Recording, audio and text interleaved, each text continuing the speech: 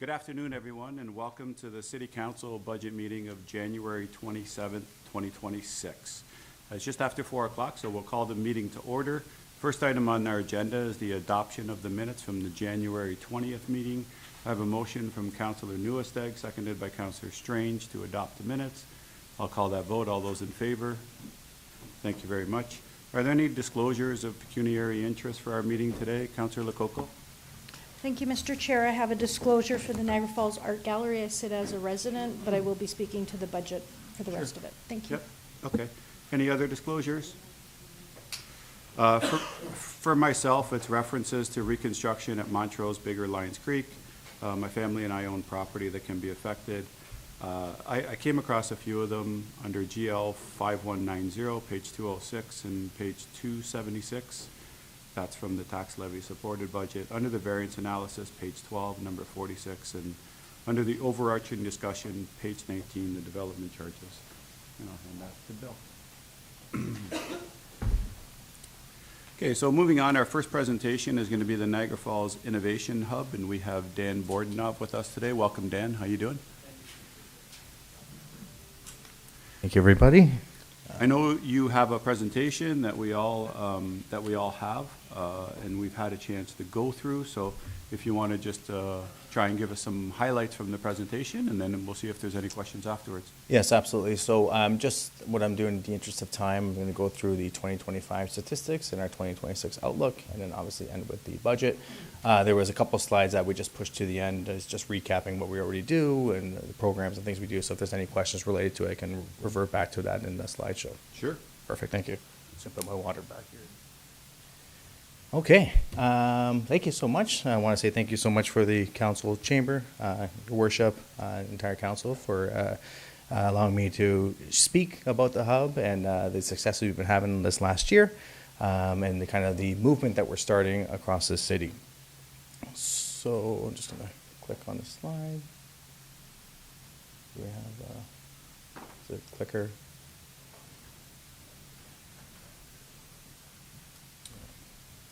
We'll Let's try again.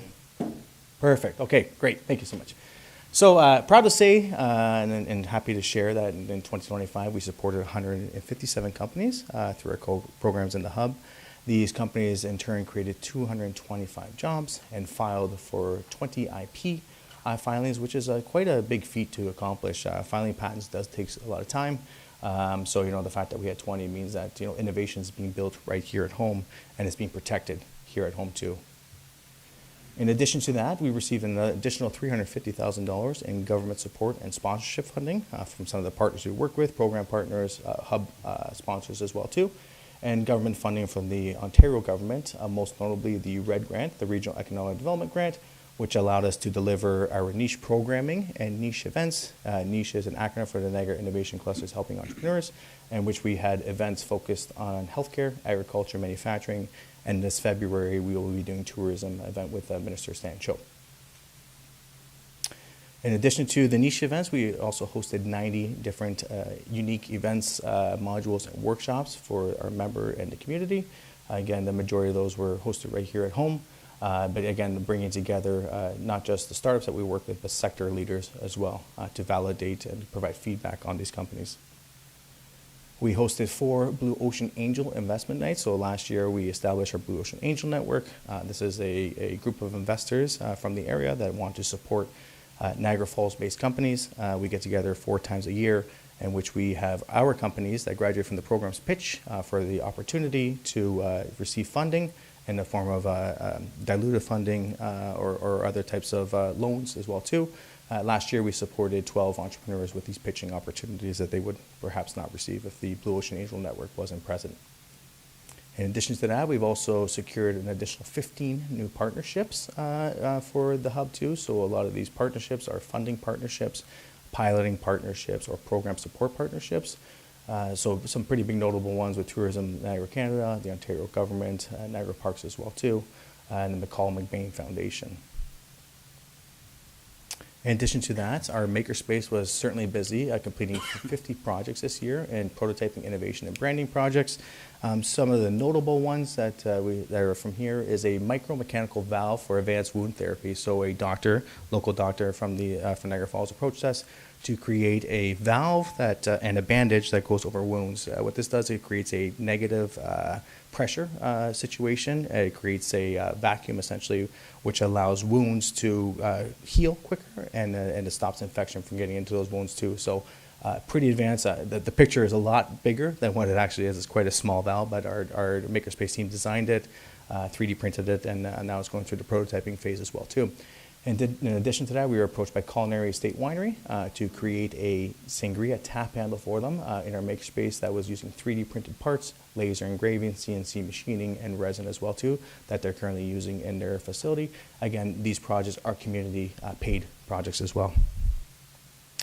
And Ontario Power Generation approached us this past year to create a model of the Surratt and Beck plant that they use in the educational setting. They bring it to classrooms now to show students how electrical power works and the dangers, of course, of electrical power. But the picture you'll see there is a mix of 3D printing, programming of Arduino boards, robotics, and light as well too, to show the effect of the water flowing from the reservoir through the turbine, up to the transformer, back to the power lines, and the remaining water to the reservoir at the bottom too. So Ontario Power Generation approached us to build this for them.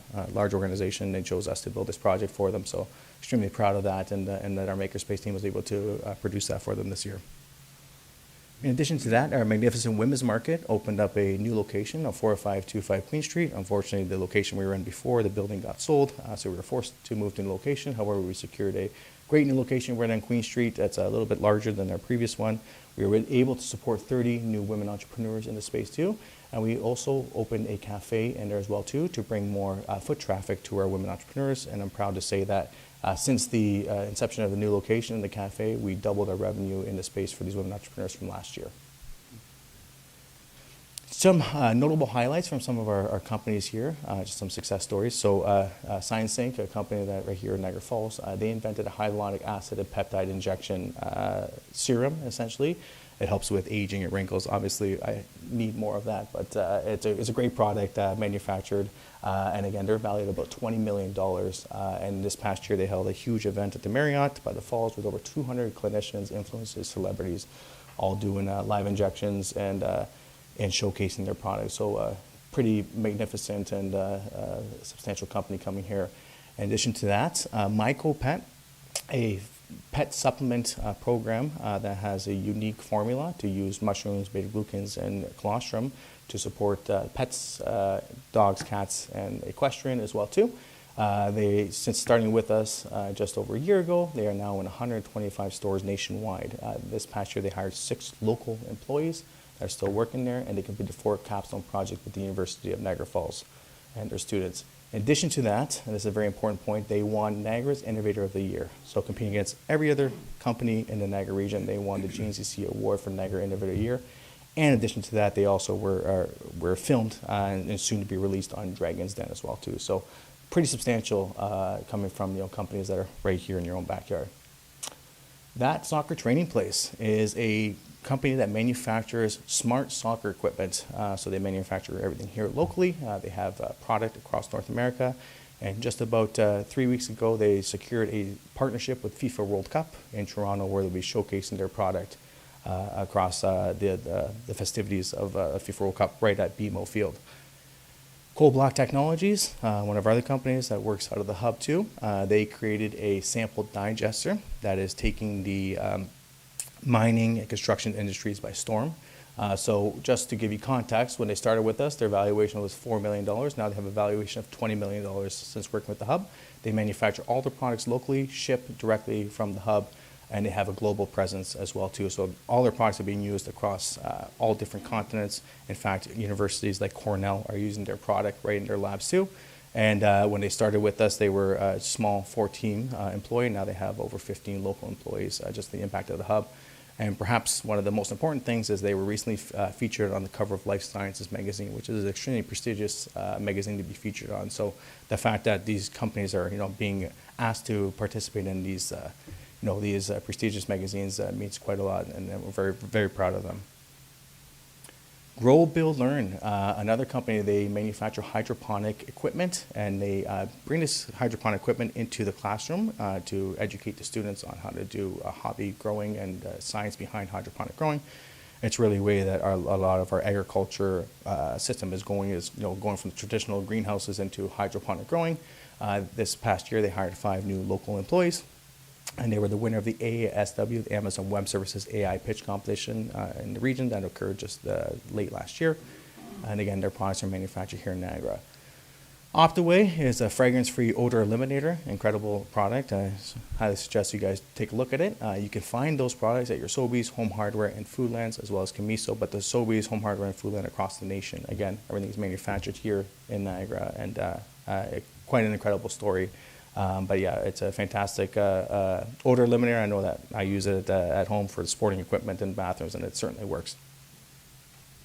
And then Kiti Buddy, now as Vernt, was selected as one of the top global companies in the world to participate in the Entrepreneurship World Cup. In fact, they were one of the 3 companies representing Canada in the Entrepreneurship World Cup. In addition to that, they received first prize in the Amazon Web Services AI pitch competition with the prize value of $50,000, and they're currently expanding their team here in Niagara Falls. And the Hub this year has been successful in receiving some awards too. So I'm proud to say that we were voted Niagara's #1 co-working space by the Consumer Choice Award, and we were voted the Community Builder of the Year Award from Bridges Niagara. 2 amazing accomplishments that we're extremely proud of, that we worked hard to achieve. And now we look at our 2026 outlook. So this past Friday, we had our demo day, which was hosted at the Exchange. We had there was 400 registrants, over 300 actual individuals coming to the demo day, which is quite surprising that it was on the coldest day of the year, and people ventured out to the Exchange in order to support our startups in our community. It was incredible. Pitch competition. We had 50, company graduates, 40 exhibiting, and we were visited by the likes of Councillor Ruth Ann Newestag, CEO of Niagara Parks, David Dames, President of Niagara College, Sean Kennedy, MPP Wayne Gates, and of course Mayor Diodati as well too. So the buzz is still occurring in the community. It was a fantastic event, and I think next year we outgrew the Exchange, and we'll have to look at a bigger place to host this event, and probably in the summer too, just for a little bit warmer weather. This year, we were successful in receiving some funding to do our TRIP program, the Tourism Resource Innovation Program. This was funded in part from Tourism Niagara and the Ontario government that allow us to incubate 5 startups to pilot their products across Niagara Falls this summer. And these products are to either increase the tourism experience or attract new tourists. So happy to say that those partnerships have already been in the works. And we're working with the companies to incubate them and to launch them this summer during the tourist season. So very proud of that, and really doubling down on what the city is known for in tourism, but bringing tourism technology that makes tourism a smart opportunity. Our Magnificent Women's Market, again, continuing with that operation. We also provide a stockist opportunity, so I'm proud to say as of yesterday, we finalized our partnership with Cheekbone Beauty. If you're not familiar with Cheekbone Beauty, it's an incredible story of an Indigenous entrepreneur from the Niagara region that has created a makeup line with her Indigenous roots. Those products are being sold in Sephora's across the nation, but she has signed a partnership with us that we can wholesale her product to bring in revenue for the women's market, and she's going to be doing a couple of presentations and workshops there as well with the women entrepreneurs. We were able to secure our board chair, a volunteer position from Jessica Friesen. She was involved with the women's market at an early age in the planning stages, but ever since she's seen the growth, she's now the chair of our board. And confirmed that Meridian will sponsor $40,000 for the next 2 years to continue the operations of the Magnificent Women's Market. So very proud of that too, because it shows the impact that this has across the community. You have big sector leaders such as Meridian that want to invest their money into the continuation of supporting women entrepreneurs and the Innovation Hub through it. We were approached this past year from the high schools of the District School Board of Niagara and the Catholic School Board of Niagara to provide programming for specialist high school major programming. So we did a successful pilot in 2025, and now in 2026 we'll be working with all the high schools locally to provide direct programming for them, but in a gamified way, and teach them skills on AI and automation, which is the buzz across high schools right now too. So happy to launch those events this year. Those will be launched a little bit later in the fall. Just when the school starts, but after a successful pilot, they want to work with us, not just with their elementary school kids, but now they want to work us with their high school students as well. University of Niagara Falls, with their graduate students and the number of interests we have from students that are looking to start their own business and just need that guidance, we're providing specific boot camps for them to focus on creating their business model and pairing them with successful startups out of the hub as well too for that direct mentorship opportunity and a way for a lot of our hub members to give back to the community too. So very excited to start that. And again, this will be a form of boot camps and curriculum that is tailored to early stage companies that are in the form of students, local students. We're going to continue our niche events. So as I mentioned, this February we have an event in tourism at Niagara Parks with Minister Stan Cho. I've seen that a couple of councillors have already signed up for this event as well too. And then this will allow us to have our sector-specific events, our companies in tourism, be able to showcase their products with sector leaders, bring the minister down, and again, a great celebration of tourism innovation here in Niagara Falls. In addition to that, we will have an agriculture niche conference in May, as well as a manufacturing one in October. And we've already confirmed ministerial representation at each of the events too. So, the fact that these ministers are willing to come down and partner with us on these events, that means a great deal to the hub too, because, in the end, they're the ones that are making impactful decisions, and the fact that they know that the hub is right alongside them, it means a great deal to us too. And just to mention that was in partnership with the Ontario government and the Niagara Region Economic Development, both as funding partners. And we are continuing our Blue Ocean Angels. So again, another 4 events this year. We're changing them all a little bit, where it's just not angels, but we're also inviting venture capitalists, other financial firms, banks, and public funders to support and diversify the opportunity for these startups to receive different funding. And we see this as a key investment attraction for the city as well too, knowing that we have such a diverse investment portfolio will attract a lot of companies to this area because they know they're going to receive the financial support they needed to grow. And this past year, rolling into this year, we did receive funding from the Ontario government, the Ministry of Agriculture, to open up a vertical farming sea can in our parking lot. This vertical farming sea can will be focused on AI automation of growing. We'll be growing different types of fruits, vegetables, herbs, and algae to support our entrepreneurs. For example, one of our entrepreneurs from Niagara Falls has created a skincare line that uses algae to protect the skin against blue light. I always thought that the eyes were an issue with blue light, but apparently the skin ages quite quickly with blue light too. So she'll be growing her algae. She's already created her formula, and she'll be selling her products here as lotions for protection against blue light. So through this program and this funding, we're going to be able to support 10 local companies immediately through the project, and then many more thereafter. And all these companies are going to be focused on agriculture, food and beverage, and consumer products. And lastly, I just want to go through the budget quickly here. I know that I'm approaching my time limit here. So as you can see, here's a breakdown of our budget. As you can see, the majority of the city's funding goes towards our labor and benefits for staff. And then again towards the rent of the facilities too. We do have line items of coaching, facility operating costs, professional services, technology and software, programs, events, and office supplies too. And our funding majority comes from, about 45% comes from the city of Niagara Falls. And also we have other partners such as University of Niagara Falls that provides a major part of our funding. And we do work with different sponsors, and we do try to attract different grants to the hub. And we also have a revenue stream as well too. And our ask for the city is to maintain our funding, not to increase our funding. We've never asked for an increase, but just to maintain our funding for another year of operation at that $700,000 value, just so we can continue doing the great work that we're doing and making the impact across the community.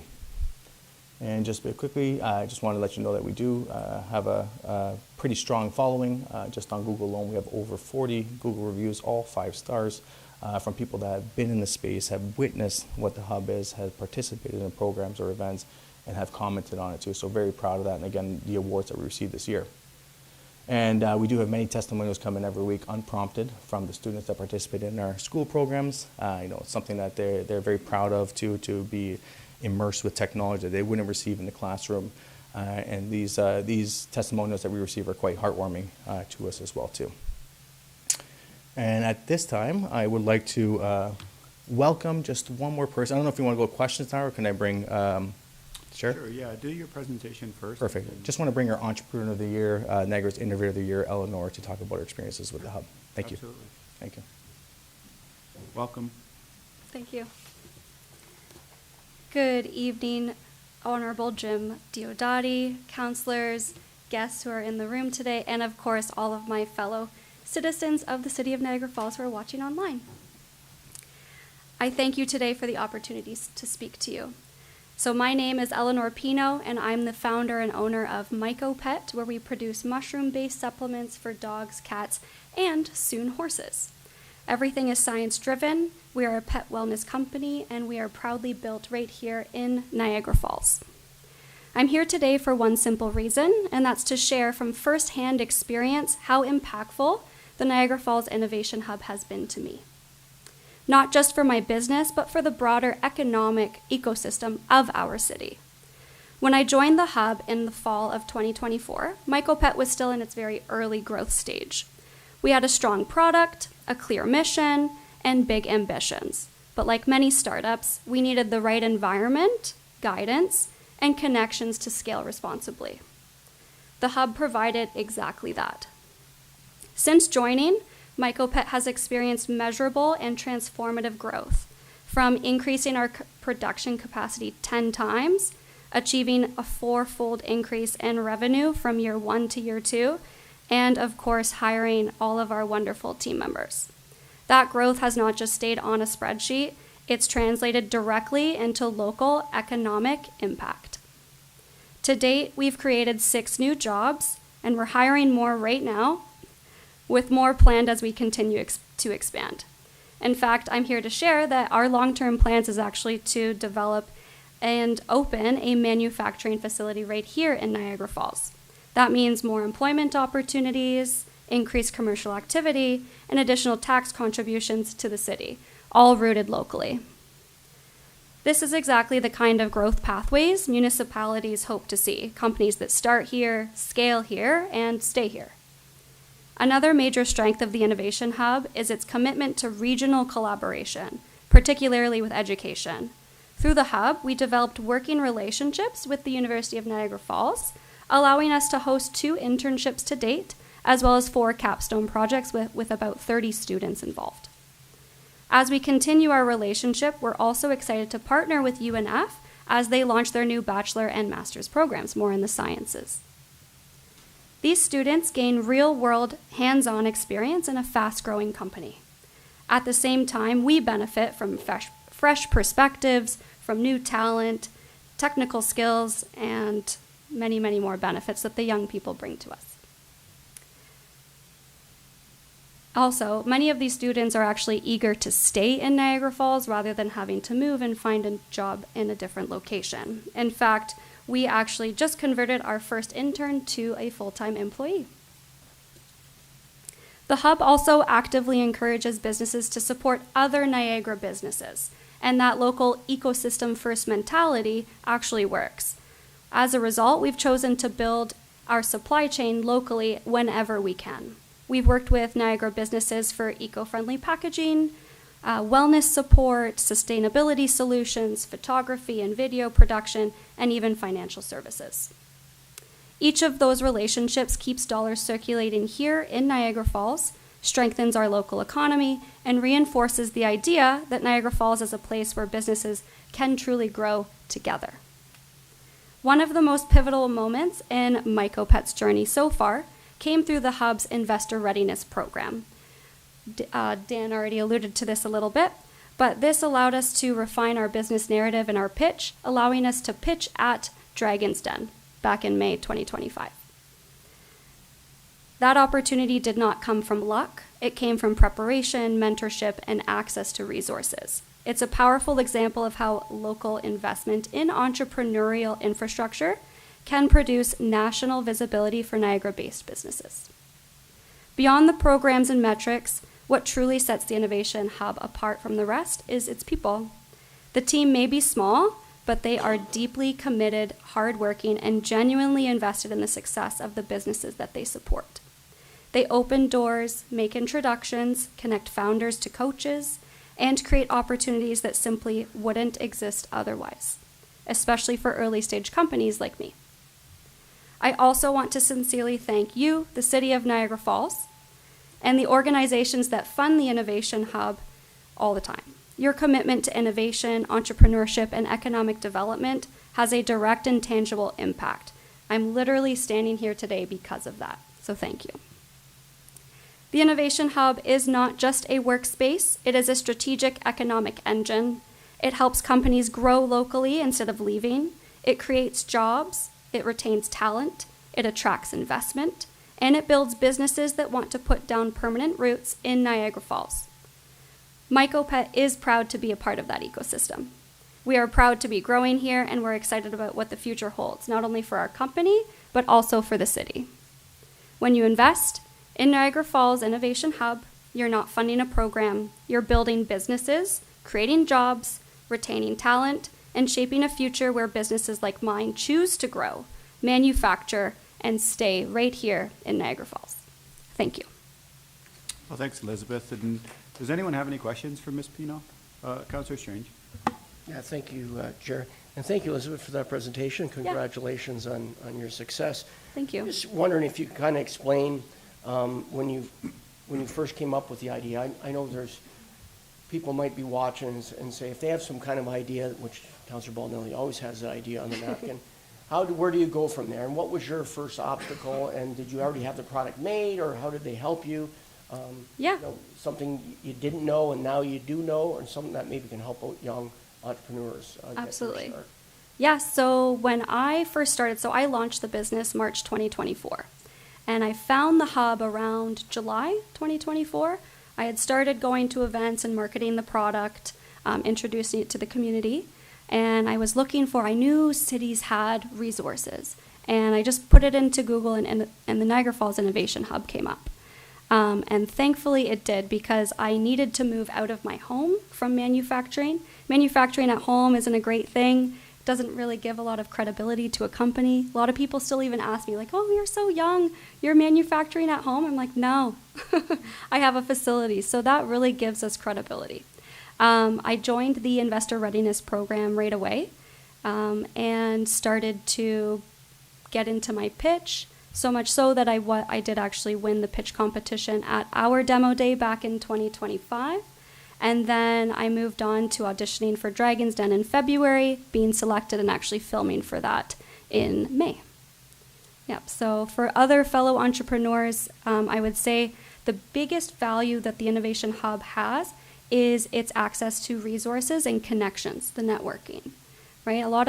It takes too much time to meet new people, and you never know who you're going to meet at the hub. They bring in everyone, whether it's a coach, someone from the bank, a private investor, someone who's in your industry like mine. They introduced me to the Niagara Industrial Association, where that's amazing because I'm new into manufacturing, so learning all the quirks that go into that is very, very helpful. Oh, that's great. Now, how did you make out in the Dragon's Den? Fabulous. I actually just got notice that they're not going to be airing the episode. Oh, so you can't really talk about it? Or? Well, I couldn't. Okay. Yeah. And then you mentioned that you currently have 4 employees? So I have 6. Oh, you have 6 6 plus myself. And then you're planning on hopefully becoming a manufacturer product right in Niagara Falls. And Yeah, so we manufacture already, of course, at the hub. We're actually in the think tank where you guys all did your training for the last year. So we got the beautiful penthouse. So we can manufacture about 1,000 jars per day, and we're ever increasing, especially with the expansion into the equine market, which is about at least 10, probably 20x the volume that we're doing now. well, that's awesome. And, well, thank you for investing in Niagara Falls, and Niagara Falls is investing in you, and me being a dog owner, a dog lover, just keep doing great work. This is awesome. Thank you, appreciate it. Any other questions of Ms. Pino? If not, thank you very much for coming Thanks, here and Victor. presenting, and perhaps I can have Dan come back up and see whether or not there's any questions of Mr. Bordna. We have Councillor Newesteg. Yes.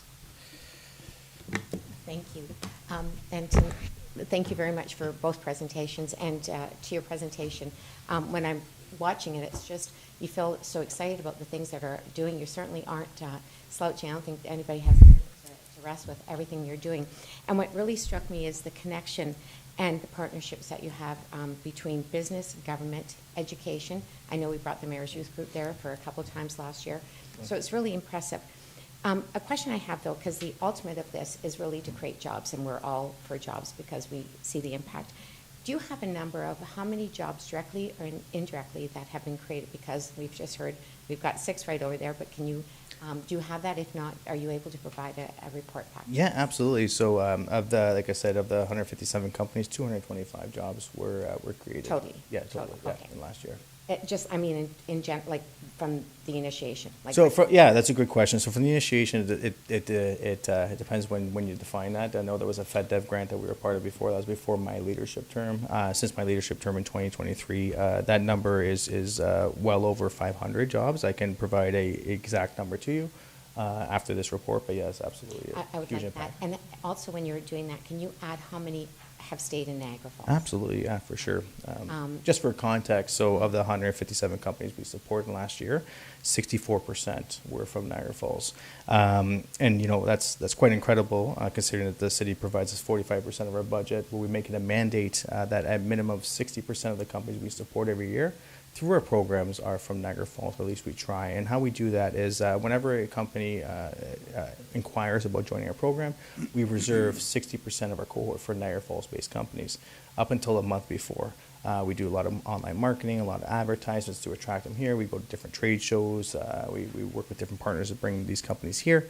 And then everybody who's not part of Niagara Falls, Niagara Falls company automatically get in, so long as the due diligence checks out with an actual business there too. And then a month before, we do interviews and tryouts for the remainder of the spots as well too. So we make it our mandate to support mostly Niagara Falls-based companies.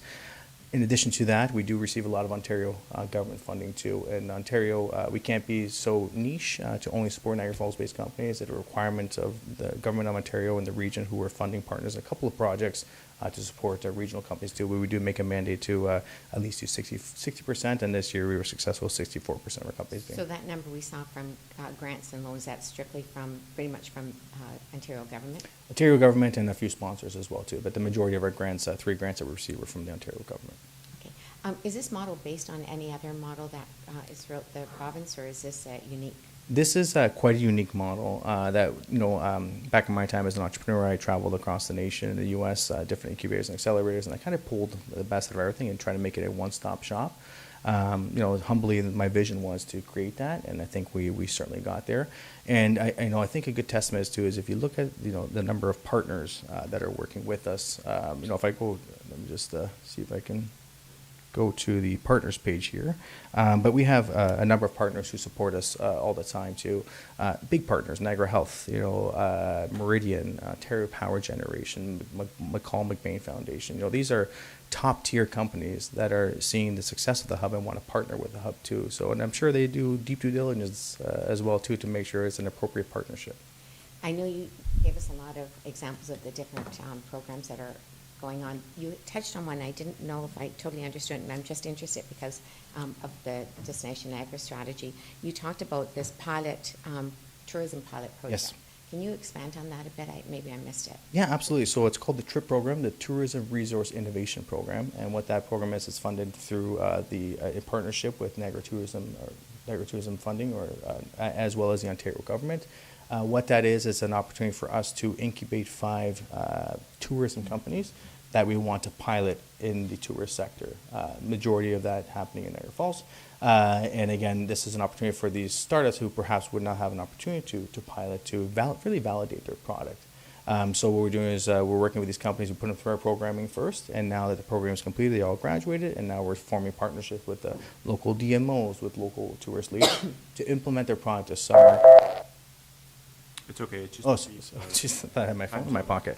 Yeah, so it's an incredible program, like I said, and we're excited to launch these ones too. And the goal of this is to increase the tourist experience, or to attract new tourists to the area too. And you have your 5 pilots already? We have 4, and we're just recruiting our last one. Okay, very good. And one other last thing, I think the one thing that I'm just wondering, how do we leverage this? Because I think if we talk to the average resident in Niagara Falls, I'm not sure if they totally understand the impact of this. And I think right now we should be reaching out and doing more education so that they understand it. Right now it's called the Hub. You've got so many things going on. It's overwhelming for, I think, for us as counselors to get a grasp of everything you're doing, let alone somebody who's just hearing about it. How can we leverage it? And part two of that question is, so for example, when we have the success stories of going to Dragon's Den, is Niagara Falls noted in that? Like, Absolutely. So the way we market it, we do work closely with the economic development team of Niagara Falls and Small Business Enterprise Center as a shared resource where we cross-promote opportunities and events. In addition to that, we do a lot of local advertising as well too. And you know, our website is a thorough website, has all this information on there. Our social medias, like I said, we're posting every single day too. I would encourage people to follow us at NF Innovation Hub. I would also like people to visit us, www.nfinnovationhub.ca, and just come visit. You know, our doors are always open. We always are happy to accept people, and I think, you know, a reason that we have so many 5-star reviews is that people actually took the time to come up to the hub, see the magic there before commenting on it as well too. And I think that's the most important thing is, you know, making informed opinions. That's you know, something that we certainly resonate with, and we encourage people to come to the hub, check it out, and see the amazing success that's happening there. all right, thank you for your. Thank you so much, Councilman. Okay, thanks, Counselor. Counselor Lococo. Thank you, Mr. Chair. I definitely see the value in the hub. The questions that I've been getting from residents and the questions that I have of my own are, is it the best value for taxpayers' money? I have sent many residents there when they call me about business ideas. I've sent residents there. I've attended a accessibility workshop. There goes the picture at the accessibility workshop. So I do support it in that sense, and I want to dig down into, is it the best use of our taxpayers' money? I was wondering if there's an update on the matching FedDev grant that we were talking about before. Last year we talked about it, and where are we on that? Can someone maybe give me an update, whether it's our CAO or treasurer or even I'm happy to comment on that because Thank you. we've been looking into it ourselves too. So yes, we were in an application process. Unfortunately, when the government switched over, FedDev closed down for a bit, so it reopened up fall of last year. The programs are restarting, so we will be looking to facilitate an application most likely this spring. Of course, you know, everything is based on approvals and funds and things like that too, but we're just trying to find a proper match because they have a lot of different programs. Some programs, you know, focused on defense, some programs focused on AI and automation too. So again, those programs just opened up ever since the new change in the Liberal government. It closed down spring and in the summer, reopened in October. So we will be looking into those in the spring, early summer this year. Great, thank you. And will the 700 that is proposed for commitment from the city be the matching grant for that FedDev, or will they be looking for additional funds? No, so we will stay within the maintained funding that we're requesting. Of course, Okay. so subject to council approval. Okay, thank you. I've heard that there's been a very large donation, and I didn't see it in the 2025 list of funding. Is that something that's going to be for 2026? Yeah, that's great. So there's a couple of different grants and sponsors that we're currently speaking with right now, looking to formalize those this year. And when we do if and when we do formalize those, we'll certainly be publicizing those, and you guys as council will be one of the first ones to know. Great, thank you. Regarding the demo day, a resident sent me a message to look at the plan for the day, and a lot of them were Toronto-based companies, and I'm wondering, I know you spoke through the chair to the speaker, I know you spoke that 60% for Niagara Falls and 40% you do have a government grant. Are those Toronto companies part of that 40%? That's a great point. So I think it needs to be clarified that they weren't Toronto-based companies. They were perhaps some people, like students, who when they landed here from Niagara Falls, will still have that as their address. So I want to let you know that how we cross-reference our data. So all data is self-reported from these startups. We then do a Z-score to analyze the data. A Z-score will allow us to determine outliers in that data, to determine if there was false reporting, to determine if there was, again, an error in calculating. If somebody says that they, have 1,000 jobs when they meant to say they had 10 jobs, we cross-reference that for the Z-score. So we analyze the data quite significantly. In addition to that, we cross-reference CRA numbers with business addresses as well too. So we go through a thorough investigation of all of our companies to make sure that what they're reporting is accurate. Last thing we want to do is misinformation, because that doesn't benefit anybody. Okay, thank you. At one point, the region was contributing some funds. Is the region on that list of revenue, or have they removed the funds? So yeah, exactly. So two things I want to bring to that point. The first, they were on the 2025 expense sheet and funding that you've seen. However, the region doesn't determine their funds until February 5th this week. So I know that we're working with them and determining how that vote goes. Again, we'll announce that as well too. But there is opportunity to work with them. In addition to that, from the core funding they provided for the Red Grant, they also do fund a lot of our one-off events too, such as our niche events. They do provide funding for that. Okay, thank you. Just a couple more questions. No problem. How many paid staff are on the Niagara Falls Innovation Hub? Yeah, absolutely. So if I go to my slide, there's 11 of us paid staff.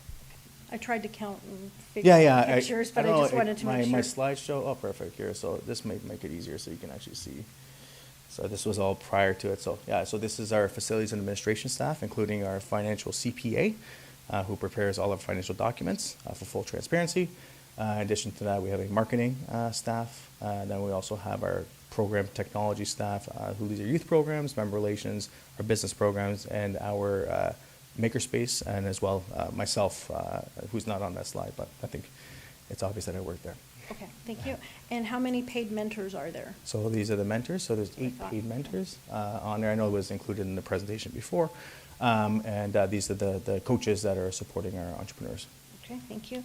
And you also receive support from the city, as we heard with the small business economic development. You receive some support from the city as well. Yeah, it's certainly not fund support, but we do collaborate on a lot with the SBAC, including I judge their events; they come judge our events too. So we do try to collaborate on a lot together. Okay, thank you. A resident sent me about a dozen questions today, and I was wondering if I could forward them to you. Yeah, happy to. Respond to those. Absolutely. That would be great, thank you. And a lot of times we look at return on investment.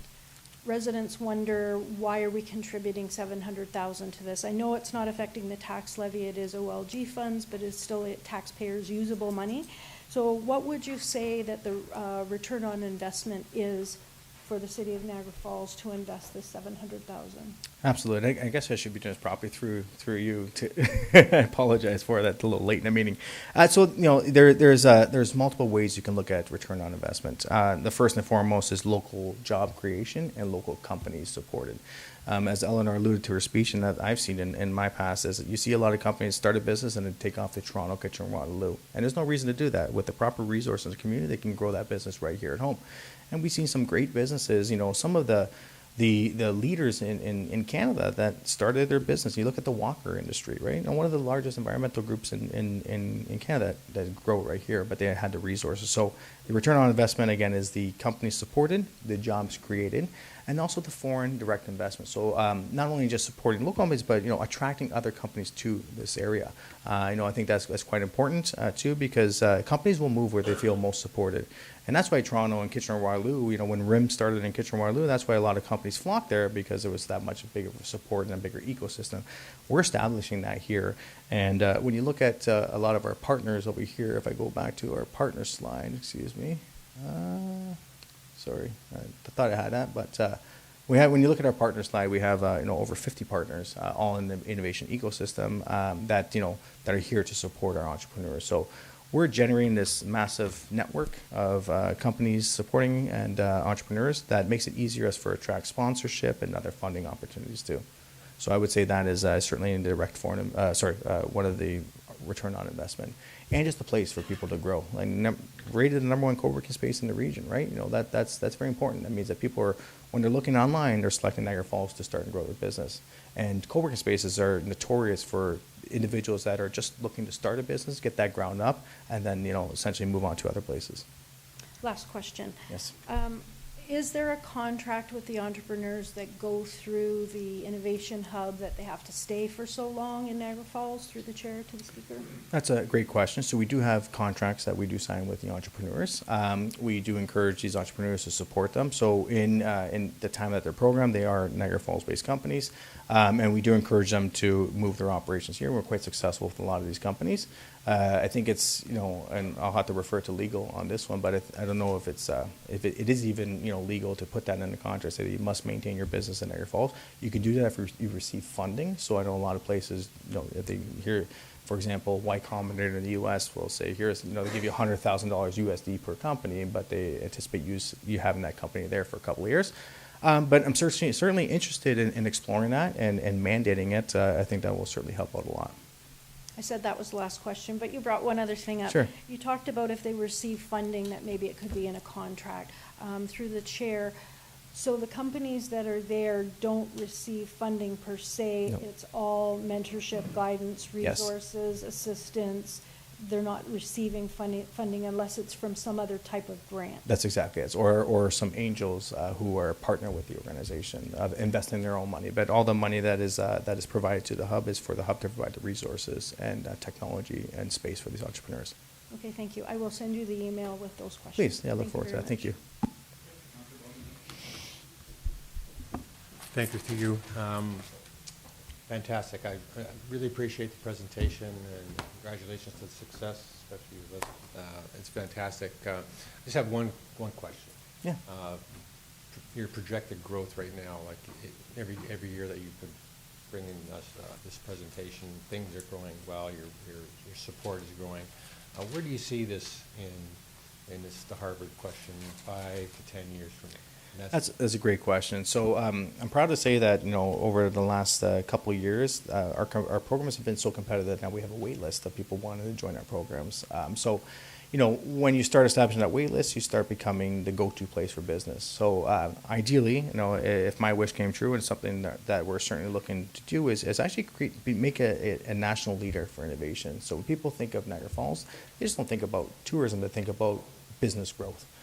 So our goal is to compete with the Kitchener-Waterloos and the Torontos and the Vancouvers and Montreals, but just with the small cities. So we've already made very, very large strides in a short amount of time, and we continue to doing that. And like I said, working with new partners and sponsors, I think we'll certainly get there. But yeah, if it was my dream and my mission is to make this a national leader. Thank you. And one part, if you're looking at that growth, what space would help you go further? Like right now you're on Zimmerman, right? Yeah, exactly. If you had a different space, how much do you think that growth could be? Well, let's just say that we have a space that we have. It's a great space, a large facility, but we're constantly have wait lists for our offices and spaces too. So I think if we can have anywhere that can double the space, bring in more labs, bring in more offices, bring in more co-working spaces, I think that would be ideal. Maybe the McBain Center one day. I'm just joking, but no, certainly something of a large size would certainly benefit us as well too. Allow us to bring more resources, more partners, and more government funding to support that too. Thank you. I see that growth, but thank you very much. Thank you, Councillor. To you, Chair, thank you, Dan, for a great presentation. Eleanor, congratulations on winning the award, because I know you for a couple of years and you have evolved greatly. And hopefully when you become one of the big entrepreneur or big business ladies, do not forget about those things. She already said that she's sponsoring the hub and wants the title for it. Through you, Mr. Chair, my question is for SHSM program. Yes, SHSM How does that work? Yeah, so specialist high school major, and I'm sure Councillor Peter is going to speak more on that too, but it's high school specific programming for different sectors. So they have some in technology, they have some in hospitality, they have some in manufacturing, and healthcare too.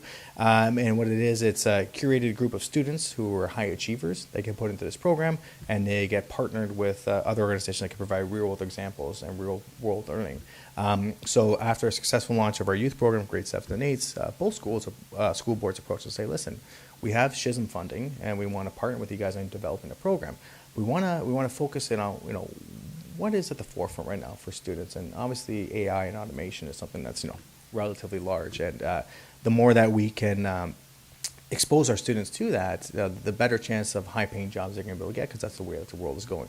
So they approached us and asked us to develop a curriculum. We developed that curriculum and we piloted it with them last year, just in the fall of last year.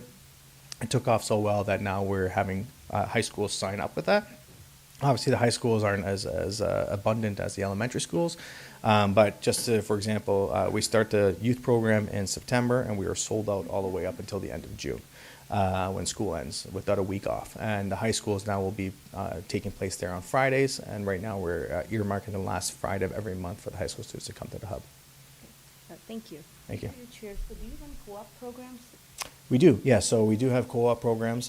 We have high school students. We've had high school students from St. Paul and Meyer participate in there as well too, and we do have co-op students from UNF and Niagara College as well too that we do support intermittently when funding allows. Okay, thank you.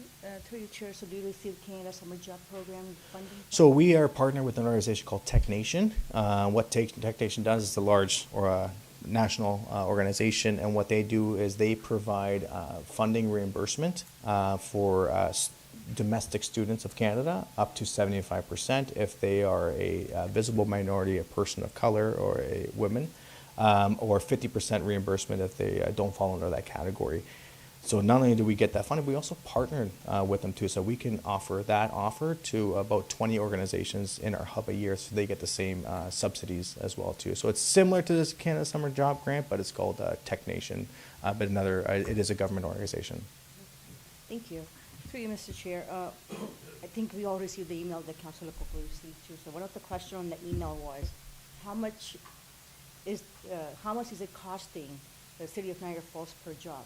So when you see $700,000 divided by 225, $3,000 a job, that's a really great rate of return, because when we look at our economic development, and when we look at our CIP grants and development charges grants, we are trying to give businesses so much for them to come here, invest, and create jobs.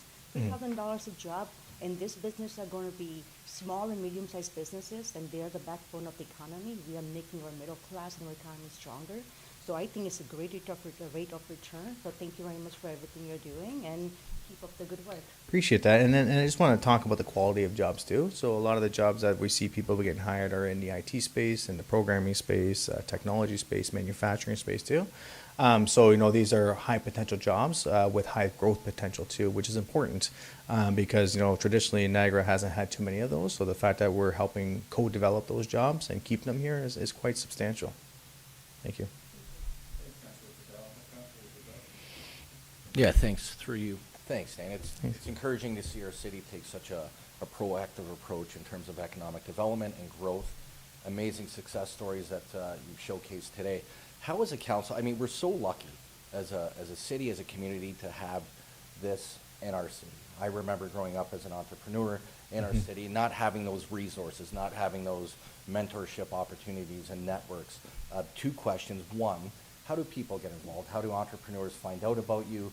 How as a council can we further encourage entrepreneurs and work alongside with you and through our economic development partner? Is there anything else we can do to help capitalize and help bring more entrepreneurs to the hub and communicate those success stories as well? Are we doing our job as a council to further support you? And if there's anything we can do, maybe it's not today, you have to outline it, but I see great things, continued things coming from the hub. And Councillor Baldinelli mentioned all the great success stories and the economic growth and impact it has on our community. But if there's anything we as a council can do to further support you, I'd be the first to raise my hand and help in any way we can. But appreciate the presentation. Thank you so much. Yeah, I know we can always use more help in getting the word out there. We have a city that's ever growing here on an annual basis. So, making sure that new people that come to the city know the resources that are available.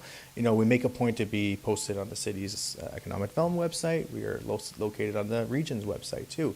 And if you do a quick Google search and just put innovation in Niagara, we're going to be the number one. We worked hard to get that SEO up there, and that's based on a lot of the Google reviews that we've had. So I think the promotion of it, and I think it's important to, understand that, residents are always going to have opinions, and they're welcome to. We're living in a democratic society, of course. I have opinions. Everybody has opinions, but to make informed opinions. And to, if people reach out to you guys and say, I don't understand this, I don't understand that, come visit the hub.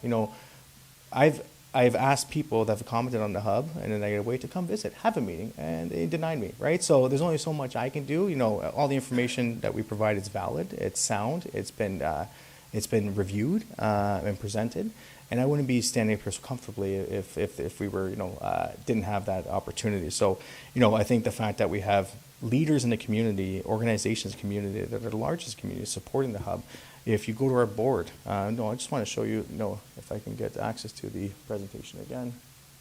If you go to our board, like this is our advisory board. Look at, we have the CEO from Niagara Parks, one of the top people at Meridian, one of the top people in Niagara Health. One of the largest law firms, a partner there. We have the president of the university. These are people that are volunteering their time to be on the board. Volunteering, which is quite significant, meaning that they see the vision, they believe in the hub, and they see the success, and they want to be a part of that movement. And I encourage those that want to see more of it, just come visit, come reach out. And I encourage, if anybody reaches out to you, send them our way. We're happy to bring them on a tour, happy to show them the magic that's happening at the hub.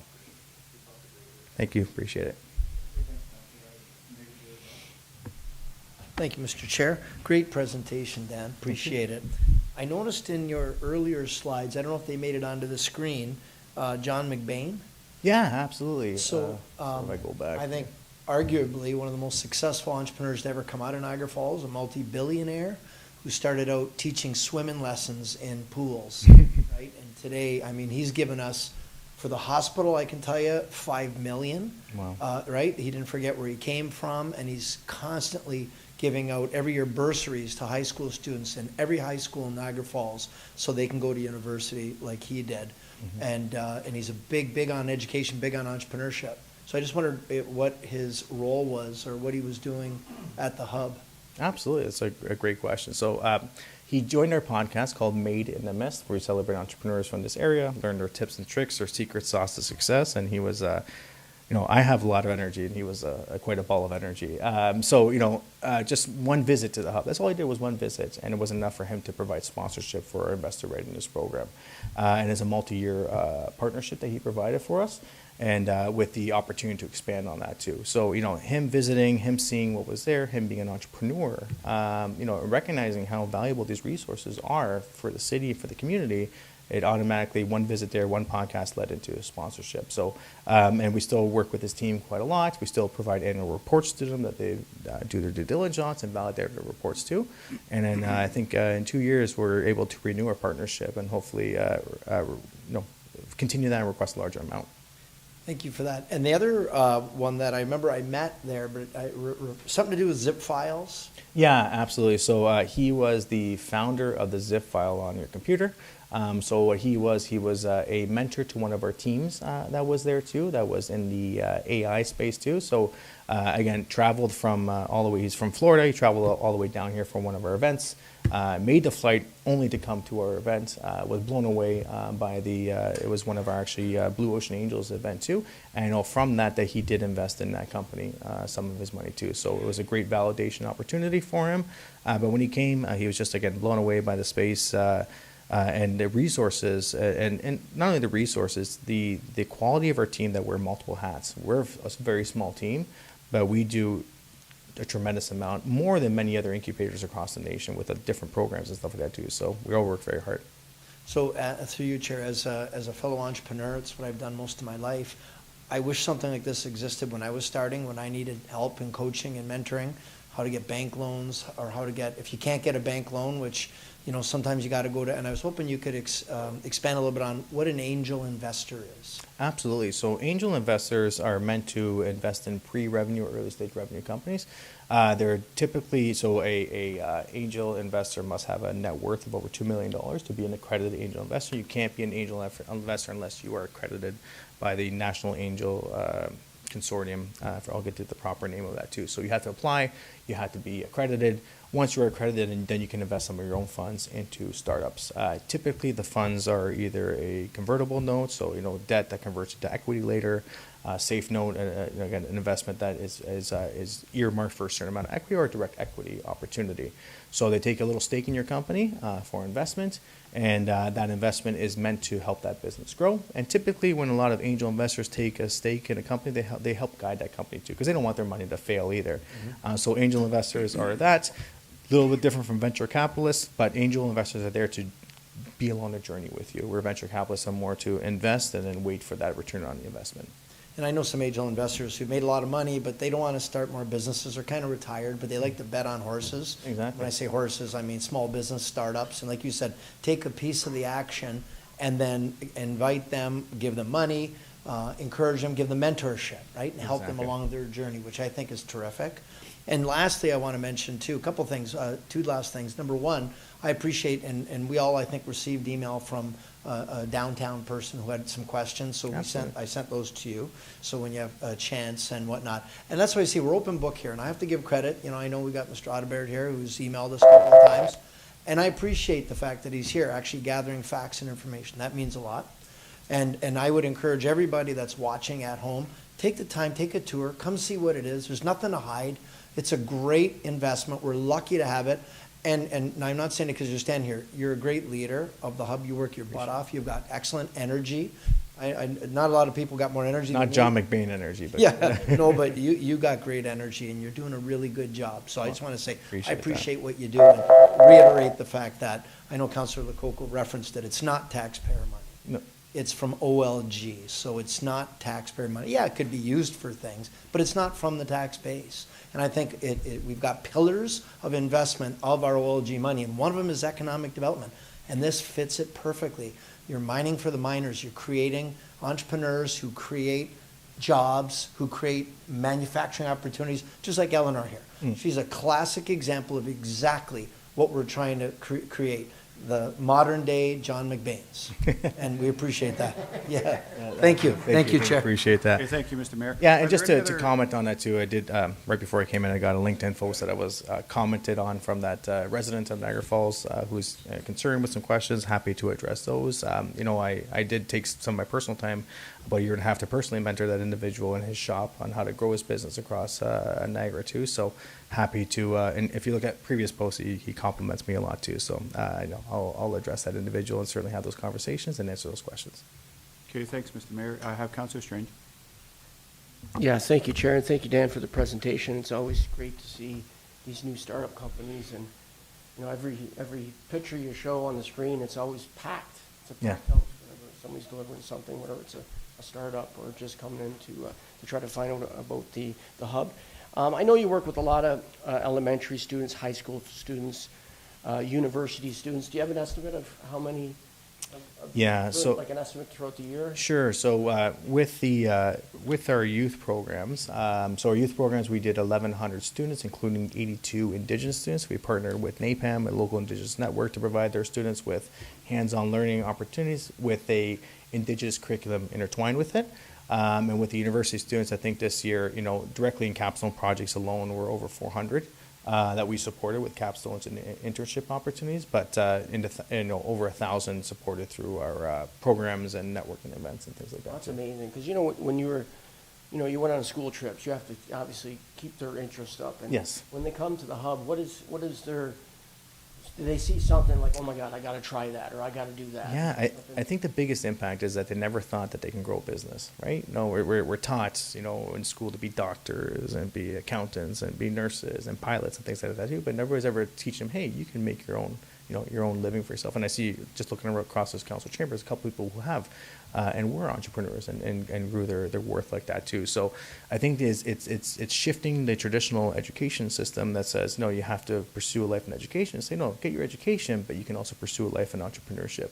And when you look at the Canadian economy, 97% of the Canada's economy is based on small and medium enterprises, entrepreneurs who started their own business. So all we're doing is just doubling down on the backbone of our economy too, and providing the students the equitable opportunity to access that information, access that experience, to say, hey, this is something I want to do. I want to be an entrepreneur. I want to be like John McBain one day. And we're certainly there to provide them that pathway. Yeah, and I noticed you got the podcast and the 3D printing. Yes. How did that even come about? I know, like, the did you have the 3D printers, or did you? We do. So if I go back to a couple of our spaces, so we do have a maker space, and that is with more advanced technologies. But we also partner with the Niagara Falls Library and opening up our mini maker space. So we adopted the 3D printers in a partnership with the library. Unfortunately, they didn't have the expertise to operate them and to teach people how to use them. In a partnership, we decided to take that on for them. We don't want to see technology collecting, we want to see technology being used. So we adopted that technology. This space is available for anybody in the community to use. The way the partnership works right now, if anybody in the community is interested in 3D printing, reach out to the library. They will send the referrals to us, and we will finish that referral. We've done a couple of different projects this year, including a resident who wanted to make little hockey keychains for their kids during Christmas. So there is never a cost associated with that. They just have to pay for the material cost, which was the same thing that that the library was offering too. Also, you partner up with the library. So the library sends over. So they send the referrals. They sent us their embroidery machine and sewing machine as well as their 3D printers. So we service them. We have residents that aren't our program members use it.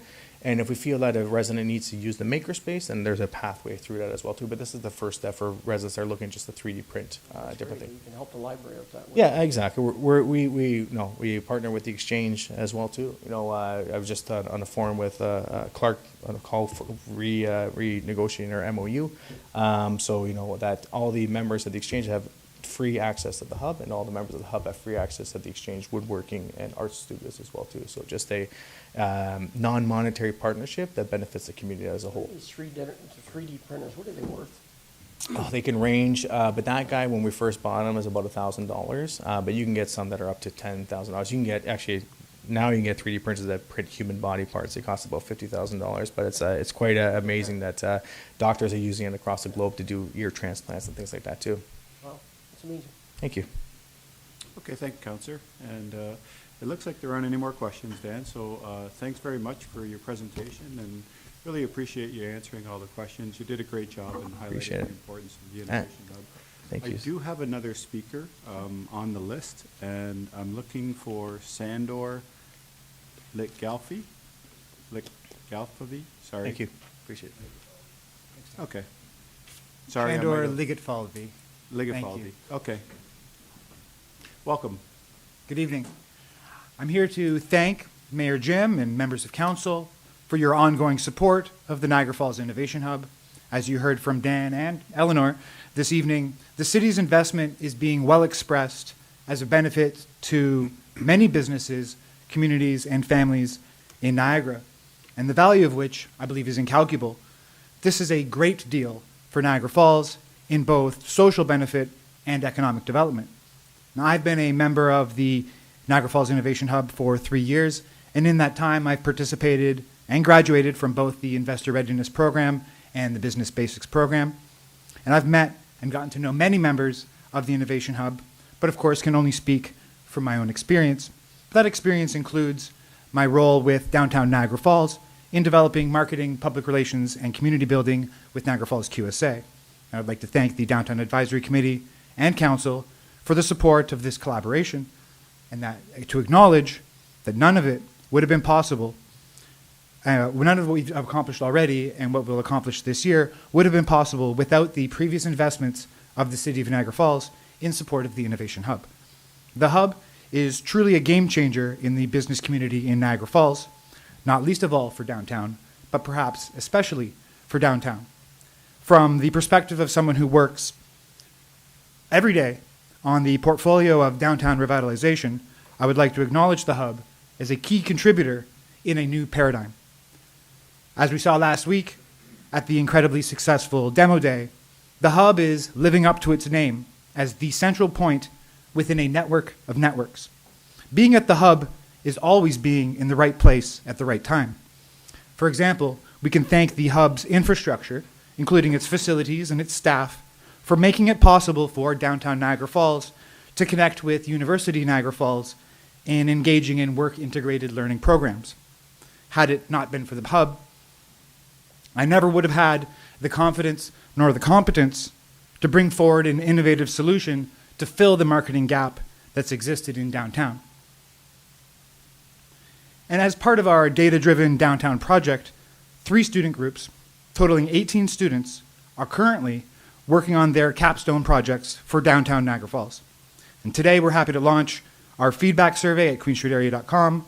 We want to hear from businesses and members of the public, and this is data that is being crunched in special reports being prepared by UNF students. This foundational data structure is meant to measure the economic health and vitality of downtown business sectors and offers us research and evidence-informed research and best practices for community renewal. And I can't tell you how many meetings, printouts, coffees I've had at the Hub in support of our work towards downtown Niagara Falls, towards marketing, public relations, and community building. Without the Hub, we could not deliver on the project for downtown Niagara Falls. So I'm here to say thank you. Thank you for keeping the lights on, for funding all the wonderful staff and all the wonderful programs at the Innovation Hub. And it's my hope to see the same unanimous support that has gone towards downtown Niagara Falls to go towards the Niagara Falls Innovation Hub. Thank you. Thank you, Mr. Ligafalvi. Let me just see if there's any questions or comments from members of council. Thank you. Okay, thank you for your presentation. Thank you very much. Okay, the presentation that we have in front of us is not for adoption because the Innovation Hub is part of the overall operating budget. So just looking for a motion to receive the presentation. I have a motion by Councillor Strange, seconded by the Mayor. I'll call that vote. All those in favor? And that's carried. Thank you. Moving on to 4.2, CS 2026-01, Finance for 2026 Boards and Commissions, Fee for Service, Grants, and Honorariums Recommendations. Again, we're not going to have a staff presentation on this. The information was given out to council. It was also made public on our website. So if there are any questions of staff, we can entertain those now. If not, just looking for a motion to receive the recommendations that are in the report. So do we have any questions of staff? Okay, seeing none, how about a motion to receive the recommendations? Motion by Councillor Strange, seconded by Councillor Newesteg. I'll call that vote. All those in favor? And that's carried. Thank you. Moving on then, under reports. Same as last time, staff were not prepared to do a presentation on this. I think that this information has been made readily available since the beginning of January 8th, if I'm not mistaken. So again, we've had the information, the public has had the information. If there aren't any questions of staff, then perhaps we can entertain a motion. I have a question by Councillor Lococo. Thank you, Mr. Chair. I do have a few questions that some residents would like a response during the public meeting. Regarding the fire department on page 36, the overtime budget, I've talked to the chief about this, so he knows I'm asking about it. The overtime budget is the same as last year, $1,255,500, and we were making arrangements to do different things so the overtime budget did not increase. So I'm wondering, A, why is it the same, and B, what was the actuals for 2025? Okay. Through the chair, I'll start, and the chief will happen. I'm actually reviewing a draft report on overtime issues, not just for fire, but for the organization as a whole. There will be some recommendations that come out of this. There are a number of drivers for overtime, including WSIB, maternity leave, so that alters each year on that, and you'll get some variability, but there will be some recommendations on the report. The 2025 overtime, if I remember correctly, we're $130,000 over budget. Tiffany? In total, we're $310,000 over budget with all the divisions. I got the numbers backwards. Yeah, 310.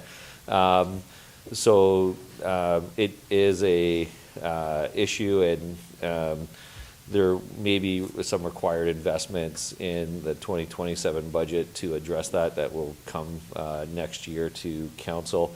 On specific items, I'm going to turn it over to the chief. He has half a page of notes there typed. So. Thank you, through you, Mr. Chair. As I had mentioned to you earlier, that specific line item that you see in the budget is actually, is it affected by 16 different items that, where we occur overtime. And some of them that I had mentioned to you, in 2025, we specifically had 9 individuals that were off on WSIB. We had 7 on parental. We had 11 non-occupational injuries, 2 retirements, and 2 individuals who transferred from one division to another. And there are many more in there in terms of subpoenas and court appearances, et cetera, that all incur overtime. So with this report that the CEO alluded to, it's going to go into a little bit greater detail in those. And of course, there's the unplanned absenteeism with regards to sick time as well. So all those contribute to that line item there. And it does fluctuate from time to time with regards to from one year to the next, which is planned for our budget line item. We use the former year as a guide, but it's not an easy line item to get it down to zero, obviously based on those 16 items that contribute to that line item.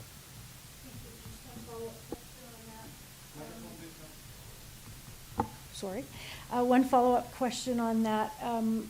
If I remember correctly, we hired more firefighters last time with the intention of getting the overtime down.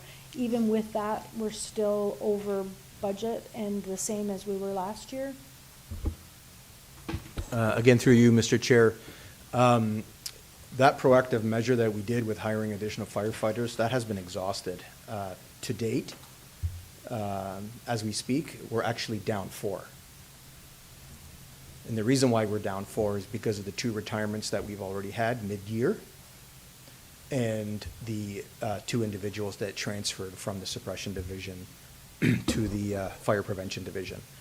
So in this budget, in terms of requests, we're requesting to hire 4 more to get us back to full complement. So we're actually less than 4, our full complement.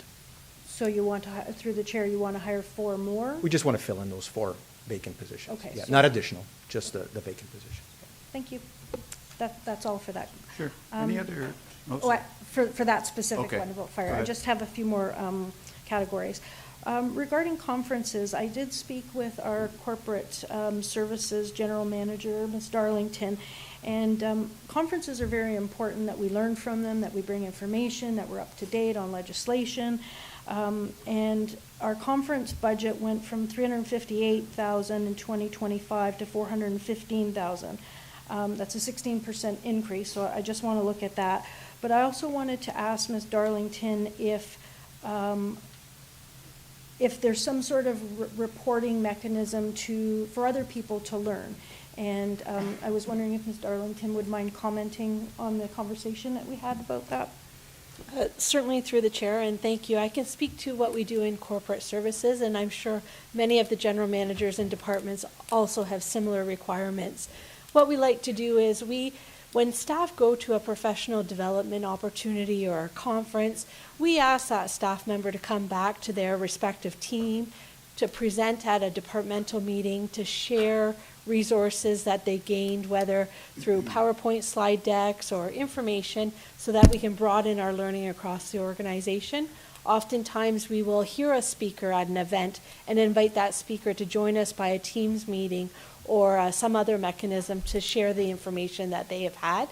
And then finally, some of the things we do is one staff member will register for a professional development event, and if it's virtual, we'll actually host it in a committee room, and other staff members can join it and learn from that event as well. So we like to share as much information as we can across our team members. Great, thank you. I think that's a great process. And the reason why I brought that up was I was wondering as counselors if we could do the same thing. I know there's municipalities that before the FCM or AMO, what they do is they look at all of the sessions, people decide which sessions they're going to go to, they go to the sessions and then report back. not only just to the other counselors, but to our residents as well, what we learned, why it's important. So I just wanted to make a comment on that because it is effective and it is being accountable to our residents. Just 3 more questions. Regarding our DCs, in our summary, I know I brought this up before and we've been talking about DCs in general. There's our DC exemptions that we're looking at. There's our CIP that includes DC as well. We're looking at through the Ontario government in delaying the DCs until they're occupied. So we've talked about this cash flow issue with the city's money. If we don't get DCs at a certain time and we have to pay out for infrastructure, there's this cash flow, and how do we go about doing that? I know we have our DC study, and it's for 10 years. It could be very long into a 10-year process where our cash flow is going up and down. I brought this up before, and I just want to bring it up again, that we are looking at the interest charges, how much it's going to cost the taxpayers to pay for those payments until we get other money, and maybe through our Director of Finance, if you can just touch on that we're looking into a plan about how we're going to be doing that. I think it would be very comforting to the residents to know that it's not going to be all wonky all the time with great big cash flows, and that the city residents are not paying for development, that there's some thought into this process. Thank you. And through the chair, yeah, we've been actually spending quite a bit of staff effort on DCs. You kind of touched on it. They're changing a lot. So I know my team's been working closely with Ms. Stoltz's team on plans. We're working on some DC credit policies to work on how the infrastructure system would work. And we were definitely reviewing the interest rate with that change in occupancy and how we could do that. So it is work that's underway, and we will be bringing that back once it's completed. Great, thank you. Another thing that we talked about before, we seem to talk about it every year, is the casino policing. The last time I brought it up, we were talking about possibly getting a report back. What does it entail? Is it by hours? Is it by area? Is that report coming anytime soon?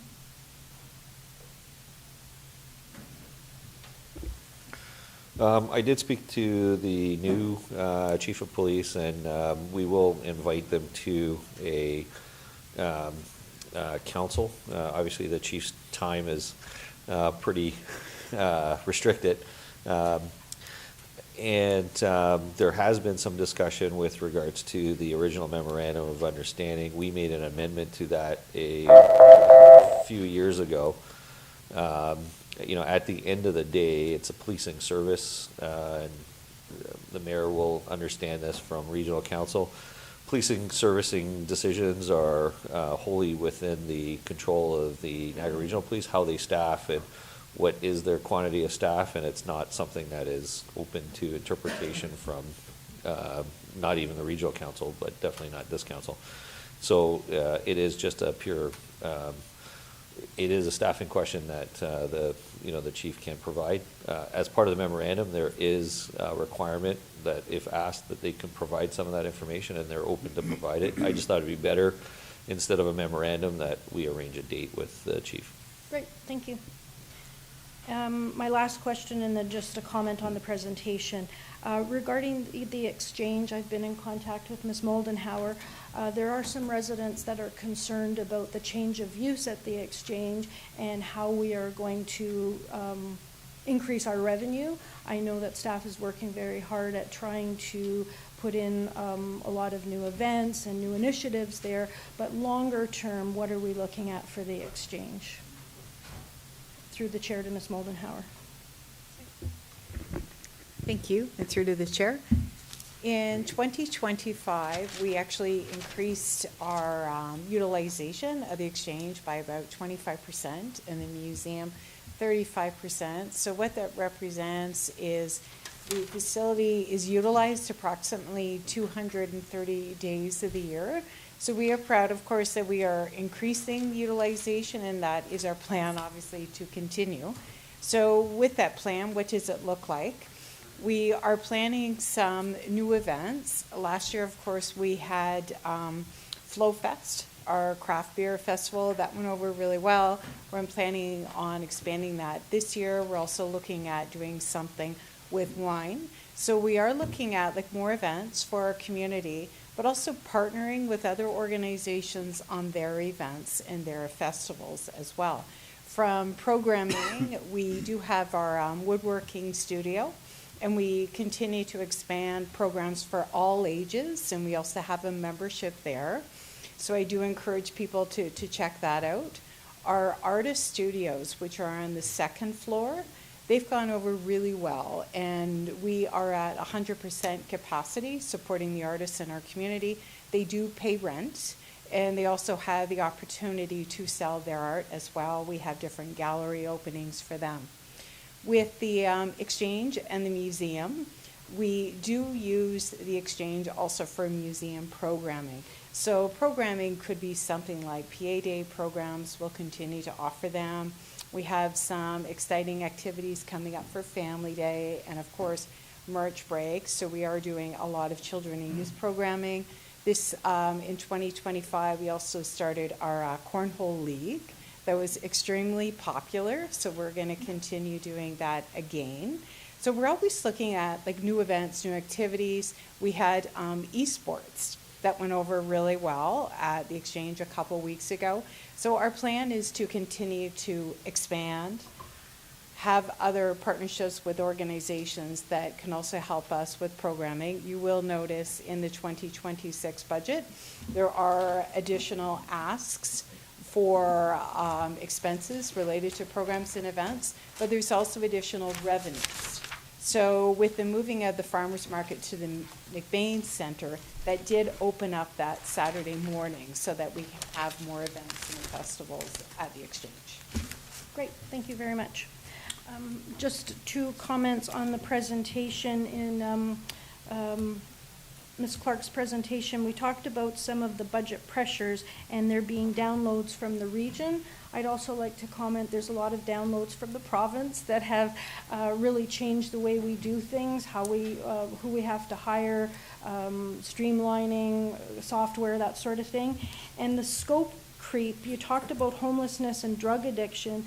Our scope creep, in my opinion, and a lot of residents, is also the hospital, the doctors, and the hospice. Those are usually not items that we deal with at a regional, at a municipal level. They're usually through the province and through the region. It's not that it's not important, it's not that we don't need them, and I will be talking about doctors later on in my amendment, but those are scope creep as well, in my opinion. So those are my comments and questions. Okay, thank you. Councillor Patel.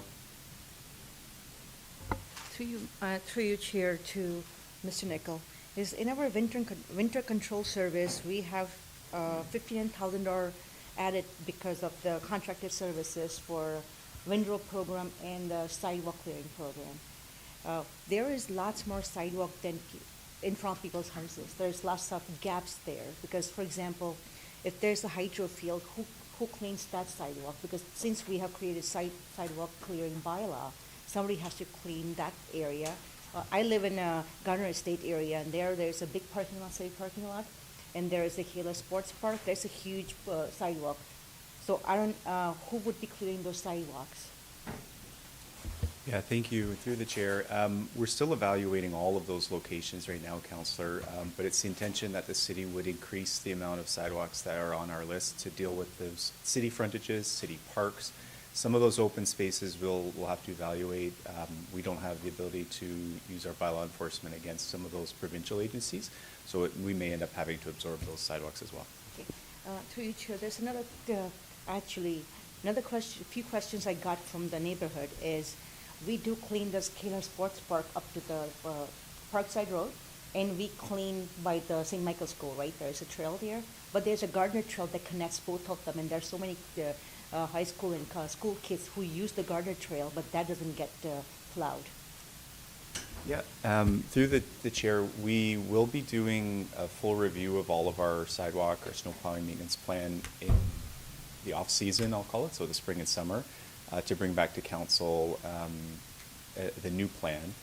Locations like that are always on our radar to add and to subtract. We know that we have growth south of McLeod Road near the same area, And there's some trails that are connecting people to schools. So we know that not only that area will need some additional plowing, potentially some other areas. We'll take a look at that holistically to make sure we're mapping out those high density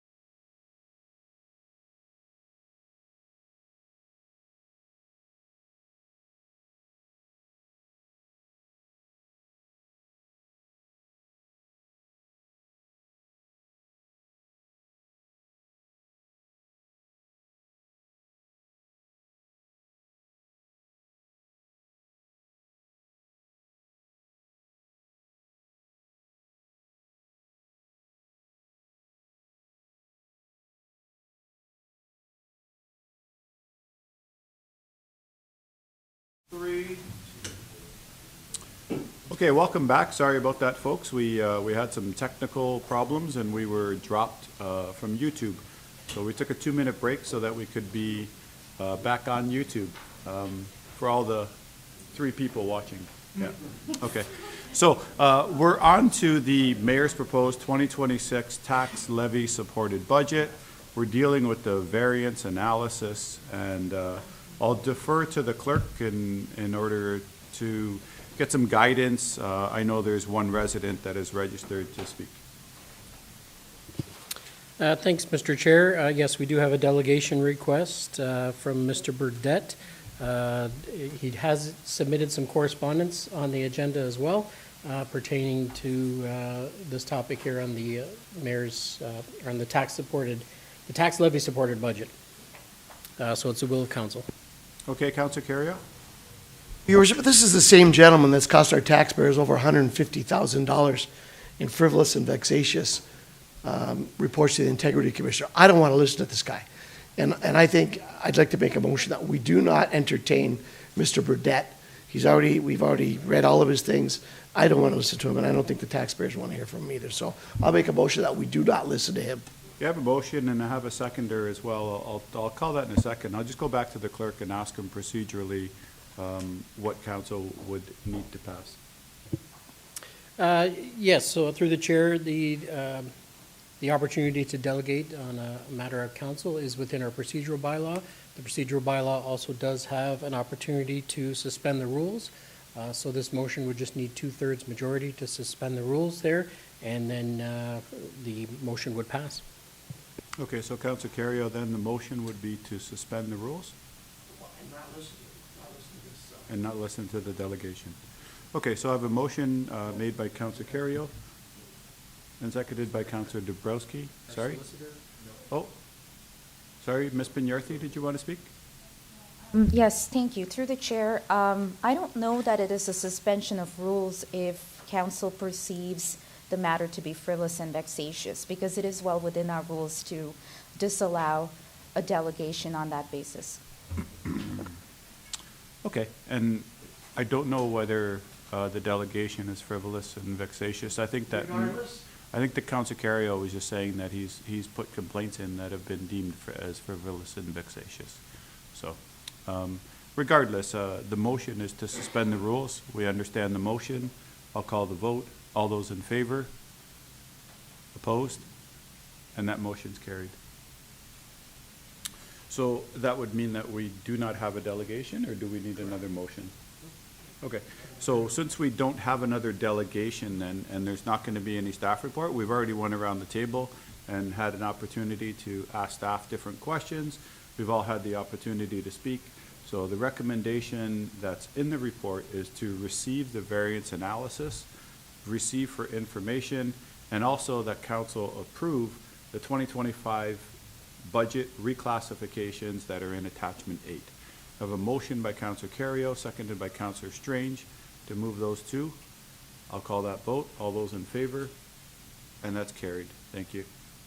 So moving on then to 5.2, which is the presentation of the 2026 tax levy supported budget. I will now call upon our Director of Finance, Ms. Tiffany Clark, who has a very short presentation for council to go through. And then we're going to deal with all the amendments that we have on our council agenda. Go ahead, Ms. Clark. Thank you. And through the chair, if you think 20 minutes is short, great.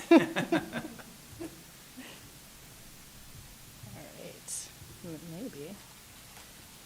There we go. Okay, so we're going to look at the mayor's 2026 tax levy supported budget. We're going to just jump right in so I can be short with our budget guidance. So we did ask, staff asked for 2.5% to 3.5%.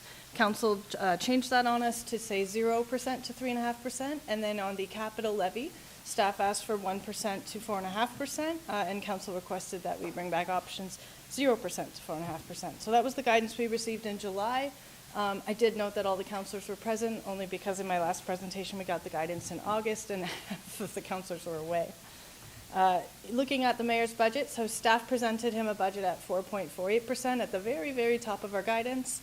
Actually, that was above guidance, I should say, for operating, and we presented 3% capital levy. The mayor made adjustments downward of about 1.5 million, translated to a 1.55% decrease, and that's what we landed, and that's what you're currently discussing now, is our 2.93% operating levy increase.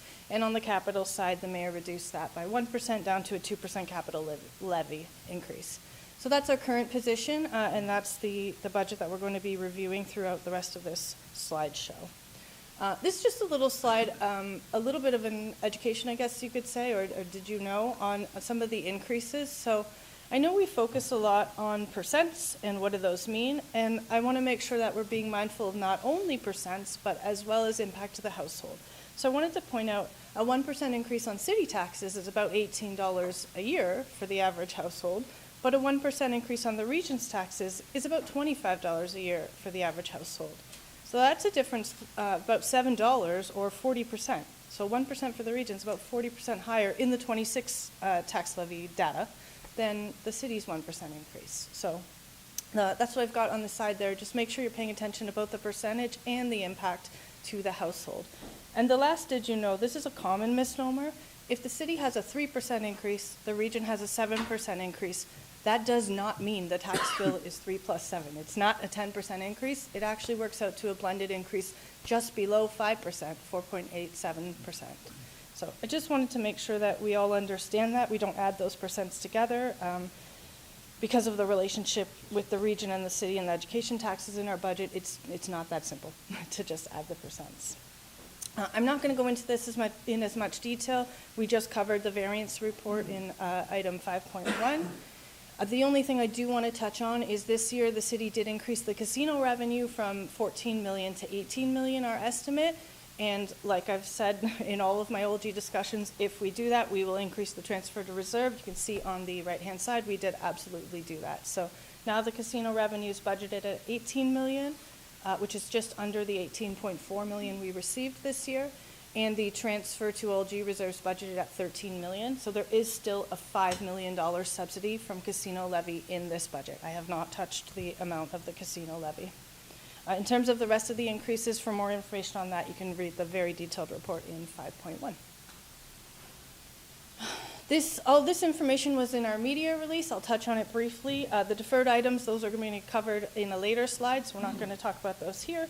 Cybersecurity and software. This has truly been a theme for my budgets most of this council cycle. It's an area that the city continues to invest in to ensure that we have the most secure systems that we can and all the best practices in place. So you're seeing about over an $800,000 budget increase there. And the other two large areas of investment would be sidewalks and storm. So we're looking to increase our investment in sidewalks, making sure that they're in good condition for residents. And our storm sewer, we're looking to increase our frequency of catch basin cleaning, our flushing, and our CCTV inspections. I do want to say these budget areas for storm sewer, they did exist before. Some of these were in the capital budget. We're working to get those onto the levy budget where they truly belong. And the last thing I want to say about sidewalks and storm, these only affect the urban service area levy. If you live outside of the urban service area, you are not paying for sidewalks and storm. You are not paying for this increase. You are not paying for any of the costs related to sidewalk and storm. And we'll get to how that affects your tax bill in a later slide. Looking at the capital levy, just a little bit of background. So we now have 4 years of budget engagement under our belt. Staff have very intentionally kept some of the questions almost identical, including a question about whether you would like to increase, maintain, or decrease services in various areas. In 4 years of data, the only area that the public has consistently requested an increase is road maintenance and replacement. All the other areas were either maintain or decrease, but very consistently, road maintenance and replacement, the public has asked for us to increase our service there. And then the other thing would be the asset management report. So Ms. Tara Gudgeon presented that on June 17th, where she let us know that we have a $164 million funding gap to meet our proposed levels of service. And if we wanted to close that gap solely using capital levy dollars, we would need a 2.75% capital levy increase per year for 10 years. The other part of her report, my next bullet, was surrounding service level enhancements and strategic investments, if we wanted to close that gap with just the capital levy, and frankly, we would probably use debt for some of those items, that would be an additional 1.75% needed per year for 10 years. So we've got a bit of a gap to close. We're working to close that, and I think this budget takes a good step in that direction. This next slide, the mayor had sent an article that Councillor Newsteg had brought up at the last council meeting about the water main rupture in Calgary.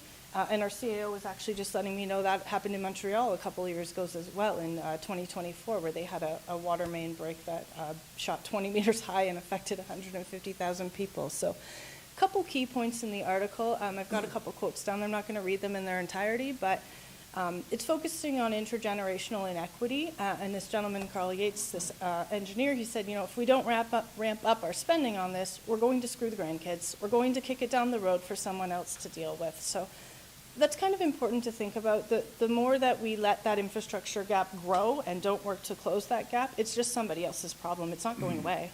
You're going to push that problem down the road. So I think that's helpful to put into context that we make sure we are investing in our infrastructure to the level that we're being told we should to make sure we aren't in this position, right? So we're really happy that the mayor settled on a 2% capital levy, and I did not see any amendments to that effect, so I'm really psyched about that. It looks like we would be able to get our capital budget amendment approved, which is attached, I think it's attachment 5, on item 5.3 on that report. I've got some of the highlights of it here. So it would be a $2 million amendment to the capital budget. It would add 4.13 kilometers to the mill and pave, or the shave and pave program. And there would be an FTE for a contract administrator to oversee the volume of work. And on the right-hand side, you can see the roads that we would be targeting with those dollars. Just a quick look. So we started this term of council. The previous term had a 1% capital levy. This council has increased, if the 2% is approved, this council will have increased that by 3.5% to 4.5%. So we're dedicating all of that money to roads. We did hear from Mr. Nickel on October 28th in his development of a 5-year road program that we would need at least $10.6 million annually on roads. And we, as staff, we want a dedicated, sustainable funding source for that. Right now, we do use lots of grant money. We do use the Canada Building Fund for that, previously the gas tax. We want to switch that to dedicated capital levy money. So with this adjustment, we're about 40% of the way there to get to that goal of $10.6 million. It's a great step in the right direction.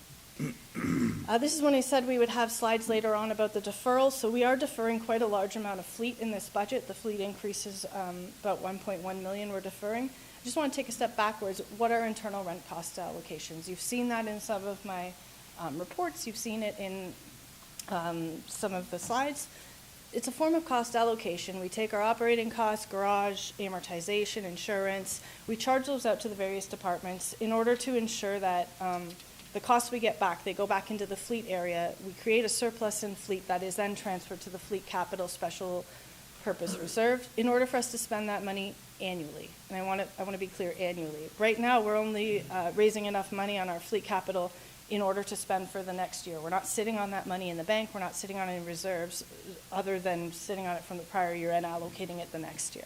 So we're working to have a good fleet program. In staff doing that, you can see we had a pretty sizable increase in 2024. That was staff right-sizing our fleet calculations. We were updating replacement values to better reflect the market, which exploded for fleet vehicles, especially fire trucks and some of those larger vehicles.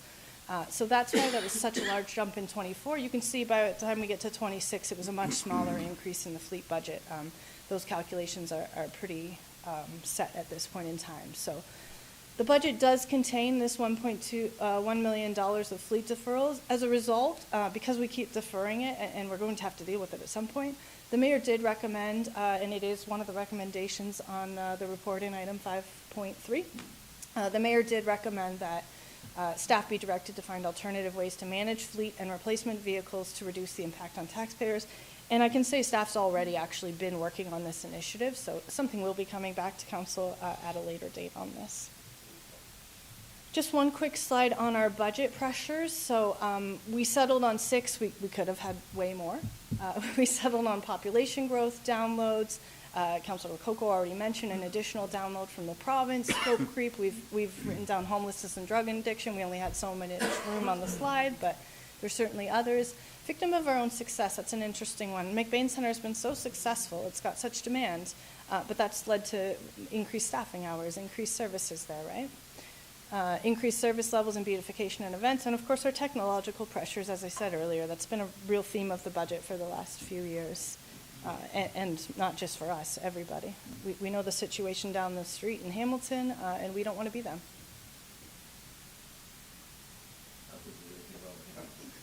Sorry, Hamilton's great. We don't want to be in that situation.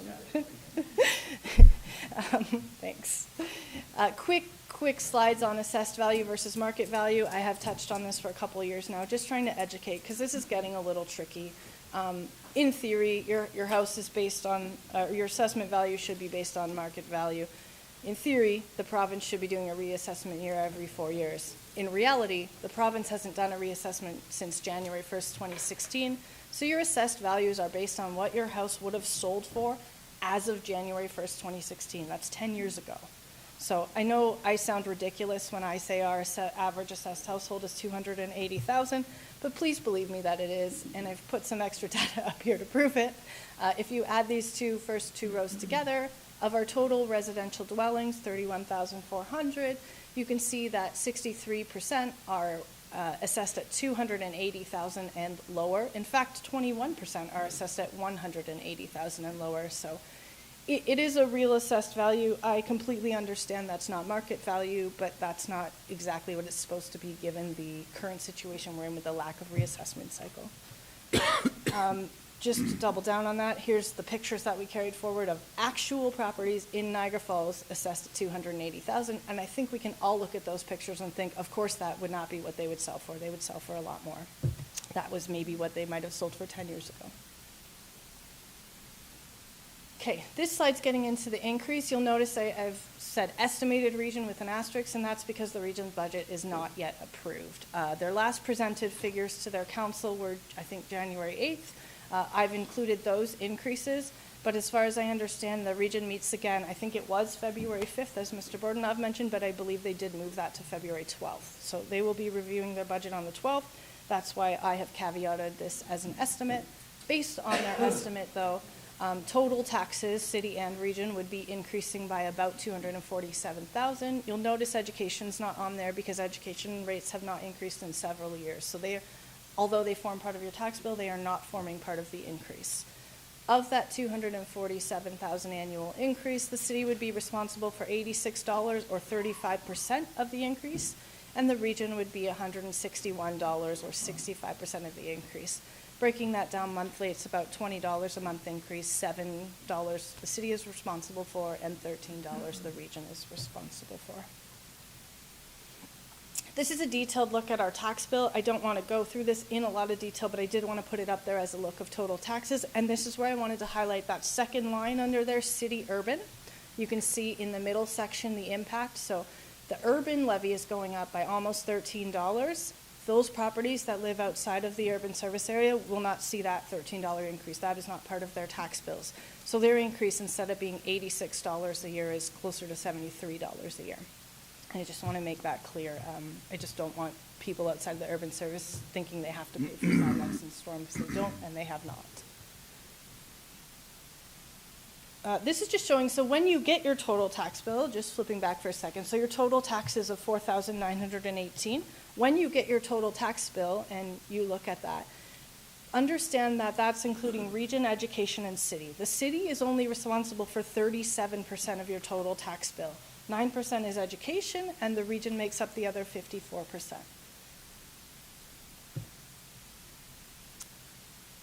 In terms of the increases around the region, we've captured as many as we could simply by Googling articles that the media posted. We've tried to capture those. I do want to caveat, although I have a column for operating and capital levy increase, it's entirely possible that these other municipalities I don't have in the capital spot have capital levies and they just don't report on them separately, or the media didn't report on them separately. So I don't want you to think they don't have capital levies. I know several of them do. I don't know offhand if they've made increases, but it's possible capital dollars are also in those percent increases.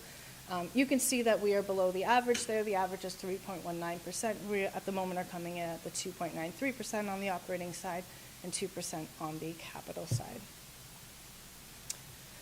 This chart's comparing city taxes only for, in the middle column, total taxes on the right for our average assessed home, $280,000 across all the Niagara municipalities. I do want to caveat that that's our average assessed home. That is not each of these municipalities' average assessed home, and I do have a separate slide that'll touch on that.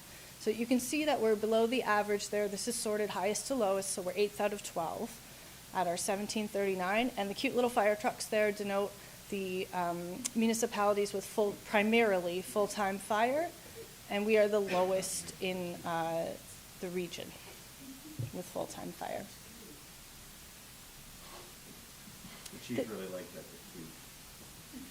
You're welcome. Okay, this one looks at the average household in all the area municipalities. So if we look at their average household, those houses are meant to represent, they're numbered 1 to 12, highest to lowest municipal taxes, so city only, based on their average household. So you can see the highest municipality, and I didn't name names because I was not able to find all this data publicly. The highest municipal taxes, their average household's about $319,000. Their city taxes are $2,789. You can see the lowest, their average household is $543,000 with their city taxes of $1,652. And the city is second lowest. We're right there at number 11. So we're sitting at $1,763. In the top box there, you can see the average of all 12 is a city bill of $2,070. We are $307 below that, or almost 15% below the average. So I think that's kind of important to keep in mind. We have a lot of services. We're low on taxes. That's partly due to our OLG subsidy of $5 million, as well as our other non-tax revenue like our MAT tax. Okay, this section of slides is not my favorite, but we were asked to show how we get to 0%. So staff complied with that. I do want to caveat that without a lot of taxation growth and new revenues, getting to 0%, we all understand, is actually a decrease, right? Cost for labor, benefits, overtime, contracted services, utilities, they all go up by inflation and sometimes more. They're unavoidable without changing services or making major changes to our business. So 0%, it's really hard to do. Nonetheless, staff did provide 9 options of things that could be cut, and more importantly, we put the dollar value impact of those options. I do want to say staff is not recommending most of these options. We are simply complying with the motion to show 0%. So, if you wanted to get to 0, we started with kind of the heaviest options and probably the least popular. We could close the museum and the exchange. That would save about $3 million. It'd be a 3% levy reduction. You'd save on asset management. You wouldn't have the buildings. And your tax bill would be reduced by $53 a year. Flip over to the Chippewa Arena. If we close that, we're looking at $300,000 in savings. You'd save on asset management. That would reduce your tax bill by $5.38 a year. If we wanted to close all the outdoor pools, we're estimating about $500,000 in savings. Cost reductions to asset management, of course, because you wouldn't have the pools. And the impact to the tax bill would be $9 annual savings. So I guess in looking at these are the first 3. We have 6 more, but the purpose of putting the cost to the tax bill is kind of to think about it. Is it worth it? Do you want to have no pools and save people $9, or is it worth it to say $9 on the average tax bill is a great deal for having 4 pools? I don't know. The answer is up to you guys and the public, but that's why we put the dollar values to point out how much these services cost. The next one would be potentially reducing hours at McBain. Staff are estimating $170,000 savings, which would result in a $3 annual reduction to your tax bill. If we reduce the Boys and Girls Club funding, and there is an amendment proposed slightly less than this later in the amendments by $15,000, you would save 27 cents a year. And if we wanted to recover some utilities from the armories, so the armory tenant was here earlier at a previous meeting. They indicated they were going to come back with a plan for financial sustainability. The utilities at the armory about $18,000. We thought as staff maybe we could ask for partial coverage at $10,000. It would save the taxpayer 18 cents a year. It doesn't mean we shouldn't do it because they're small numbers, but I did want to make sure I pointed out the dollar value impacts. This is the last three options. So you could eliminate the rapid response team. This was a service level increase to deal with issues more quickly. There was also MAT savings related to that. So if we took the MAT funding out of the budget and the rapid response team, you might save $100,000. That would save $1.79 annually on your tax bill. If you want to close the Gale Center in the summer, staff are estimating $200,000. That would reduce your tax bill by about $3.50 a year. Or if we wanted to further increase our user fees by, say, about $50,000, you would reduce your annual tax bill by 89 cents a year. Then just a quick summary. So we're investing where taxpayers want in the roads. That's the purpose of the 2% capital levy. We're increasing our service levels in sidewalk and storm, as well as investing more in our cyber. And then outside of those specific investments that we called out, the rest is essentially an inflationary budget. There's not much more to it. Over on the right-hand side, our comparators. So we're 8th out of 12 in our 2025 city taxes in the region when we're comparing highest to lowest for a $280,000 assessed home. We are the lowest city taxes in the region compared to municipalities with full-time fire, and we're the second lowest if we're comparing our 2025 city taxes in the region, comparing each municipality's taxes based on their average household. So we think overall the city provides great value and high service levels, and that's it. Thank you. Okay. Question, Councillor Lococo. Thank you, Mr. Chair. I just have one question. It just dawned on me as I was looking at it, so I haven't had an opportunity to talk to Ms. Clark about it. On page 25, if we can scroll back to page 25, please.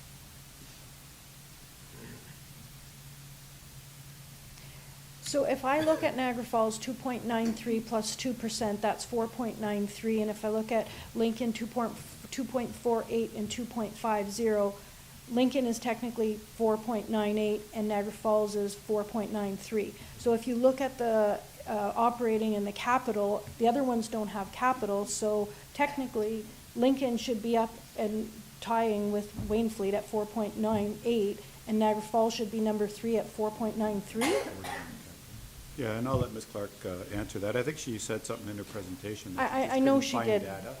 So she doesn't know whether or not capital levies exist in other municipalities, but I'll let her comment on it. Yeah, I didn't have enough time to figure out from municipalities if they've baked a capital levy increase into those numbers, or frankly, if it's an election year and they didn't do it this year. So I know I felt the same way. It's not necessarily complete information, and that's exactly why I put that caveat on the side, that maybe there is capital buried in those numbers, but.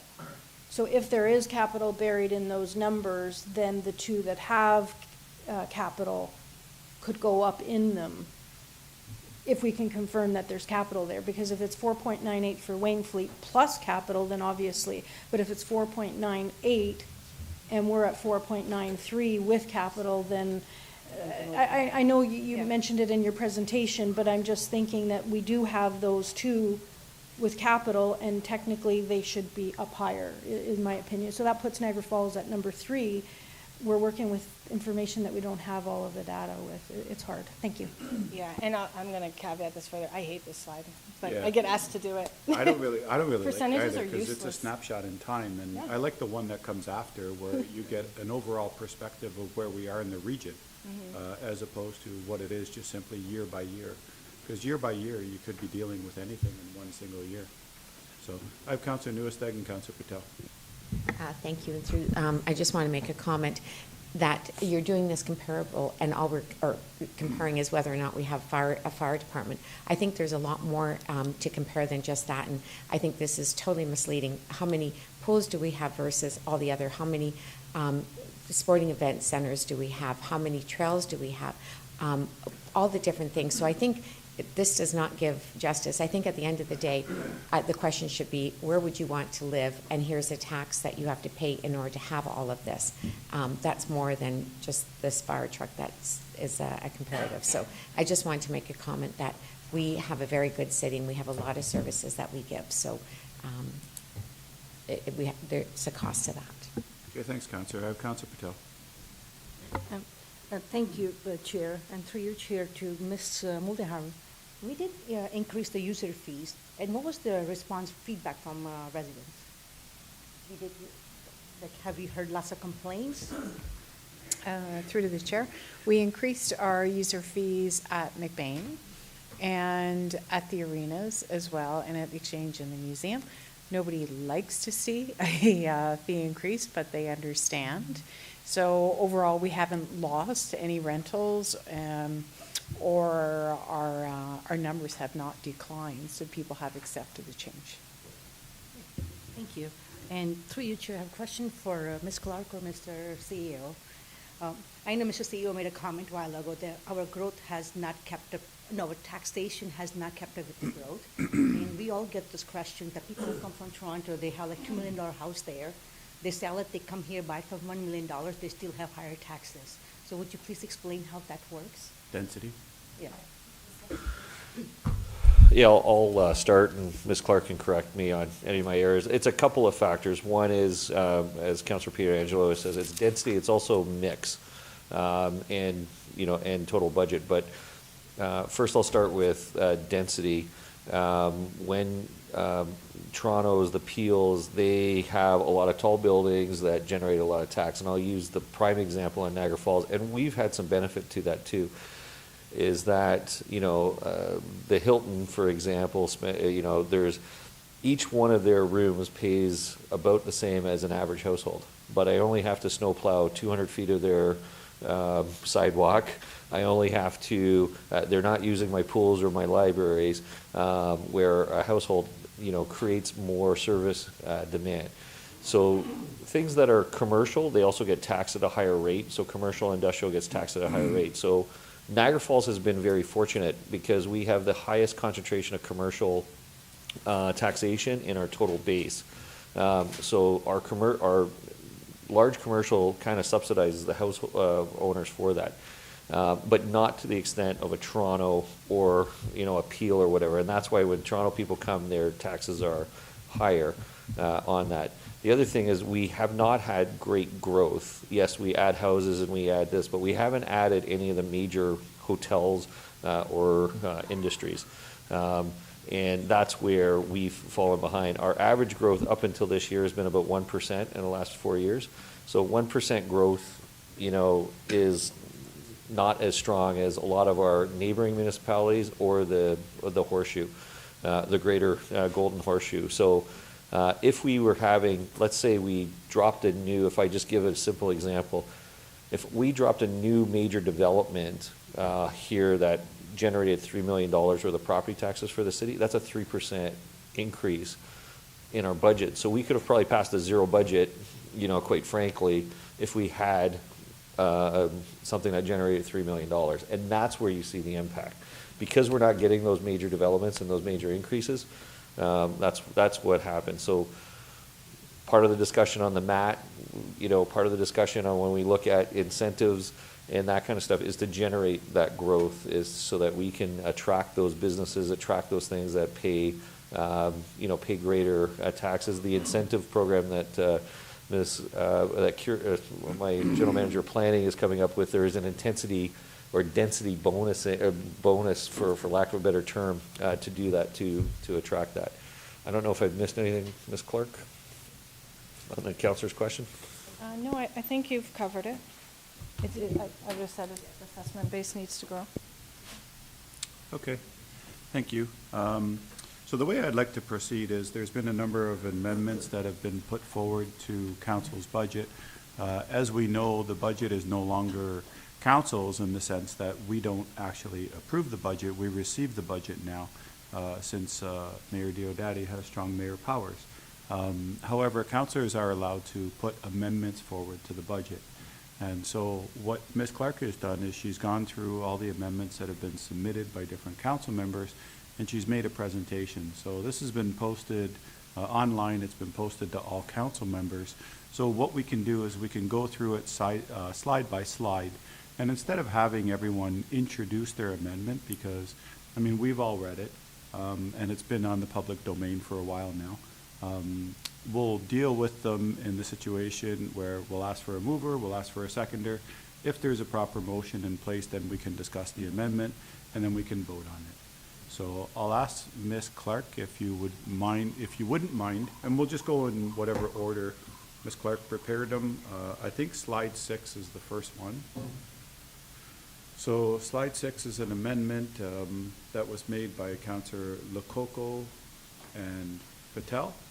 So perhaps we can have a mover and a seconder. So I have a motion by Councillor Patel, seconded by Councillor Lococo, that council receive the amendments that are proposed, and the amendments for this one is to remove newly requested positions for part-time service advisors, 16 hours per week. The estimated savings is $138,000 a year. Ms. Clark was nice enough to put in there what the annual savings would be and also what the monthly savings would be, and then also a staff assessment beside it. So whether or not staff agree to it and the reasons why. So if there are any specific questions of staff in regards to the amendment, we can take those questions now. If there aren't, then we'll just move to the motion and we'll vote on it. So are there any questions of staff? Councillor Strange?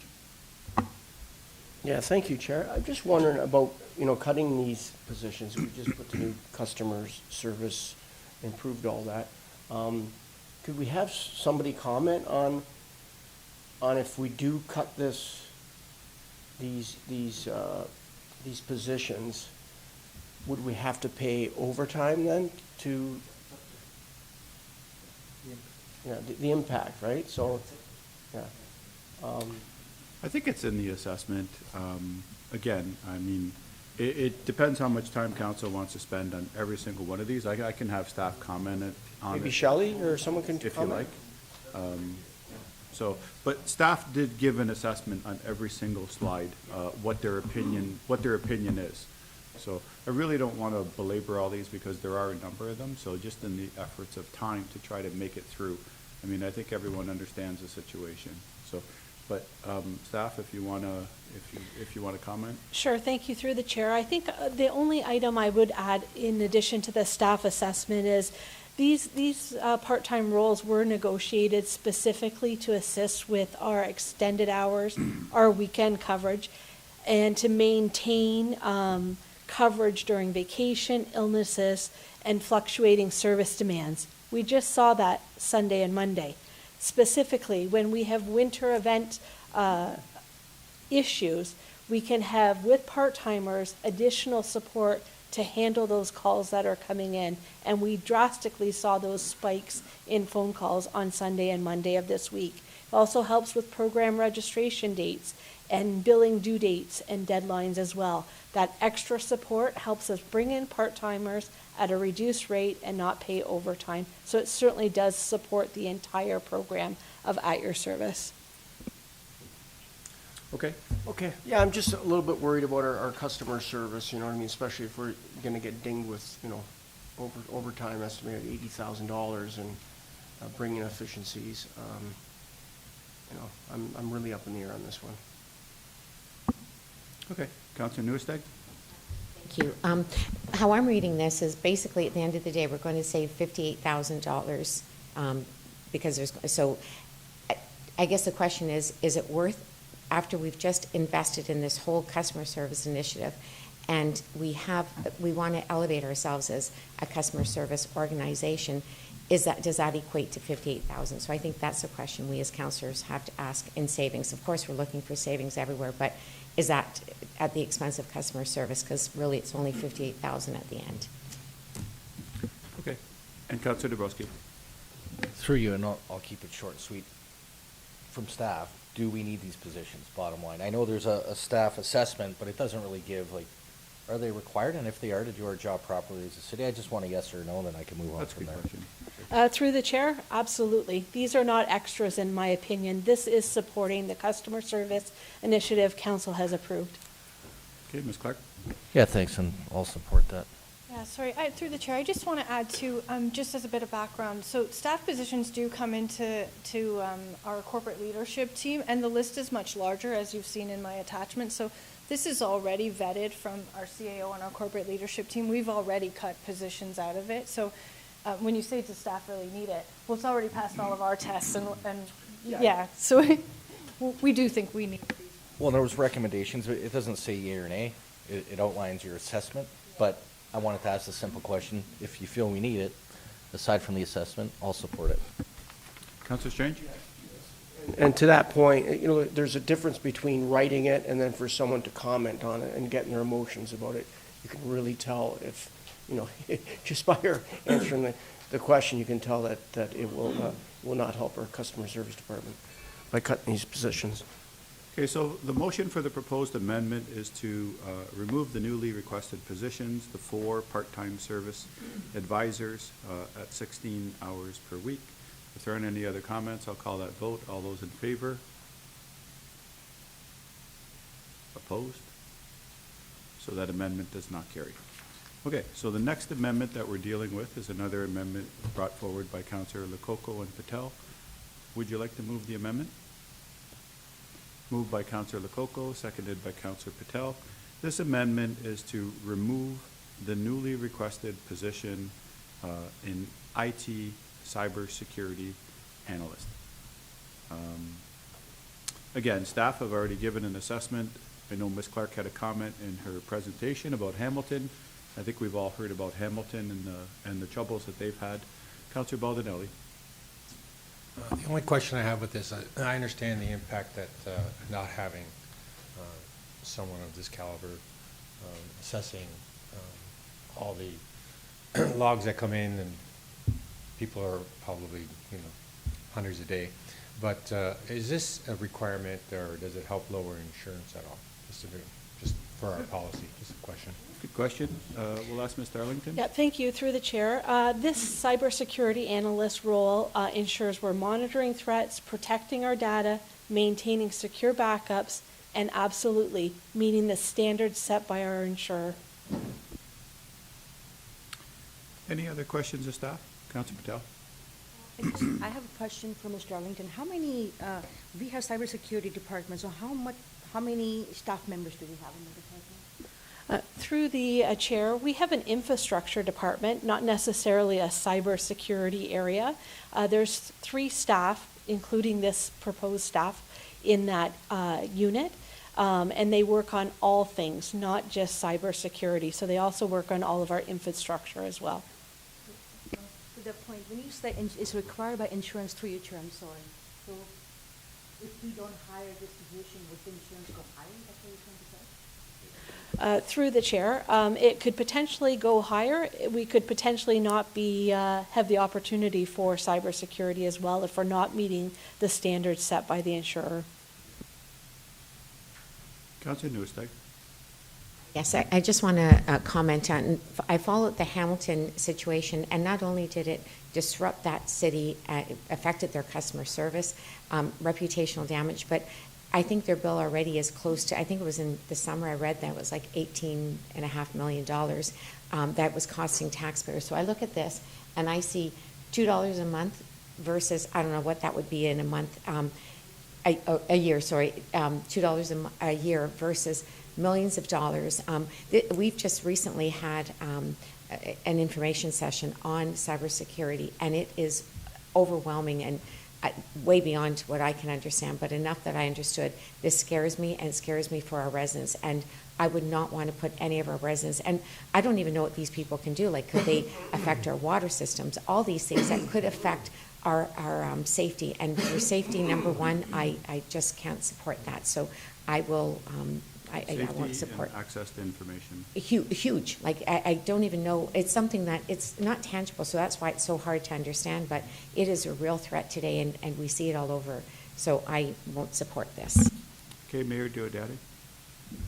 Thank you, Chair. I didn't know that you saw my hand, so that was good. It was very good.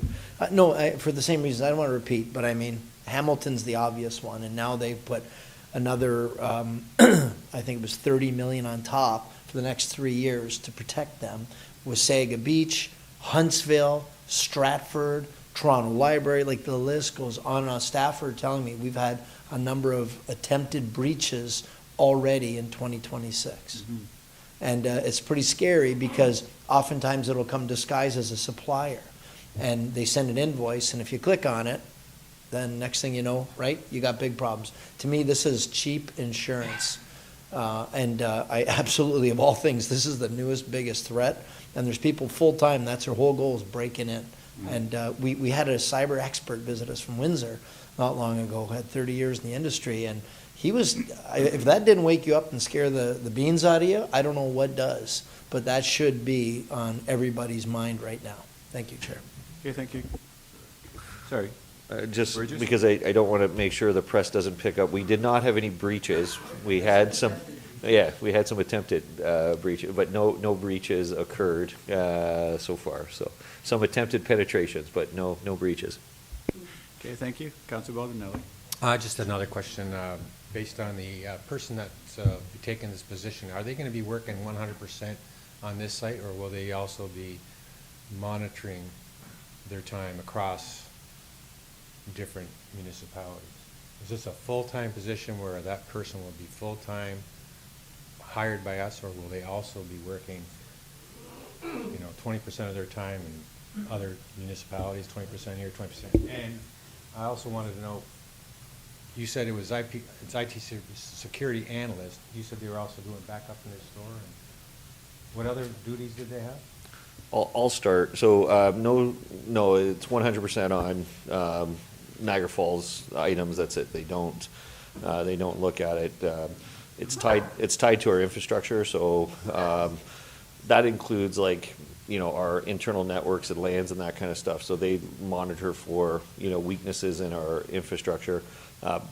Backups are always a key item for restoring if you do get a successful breach. But yeah, no, it's 100%.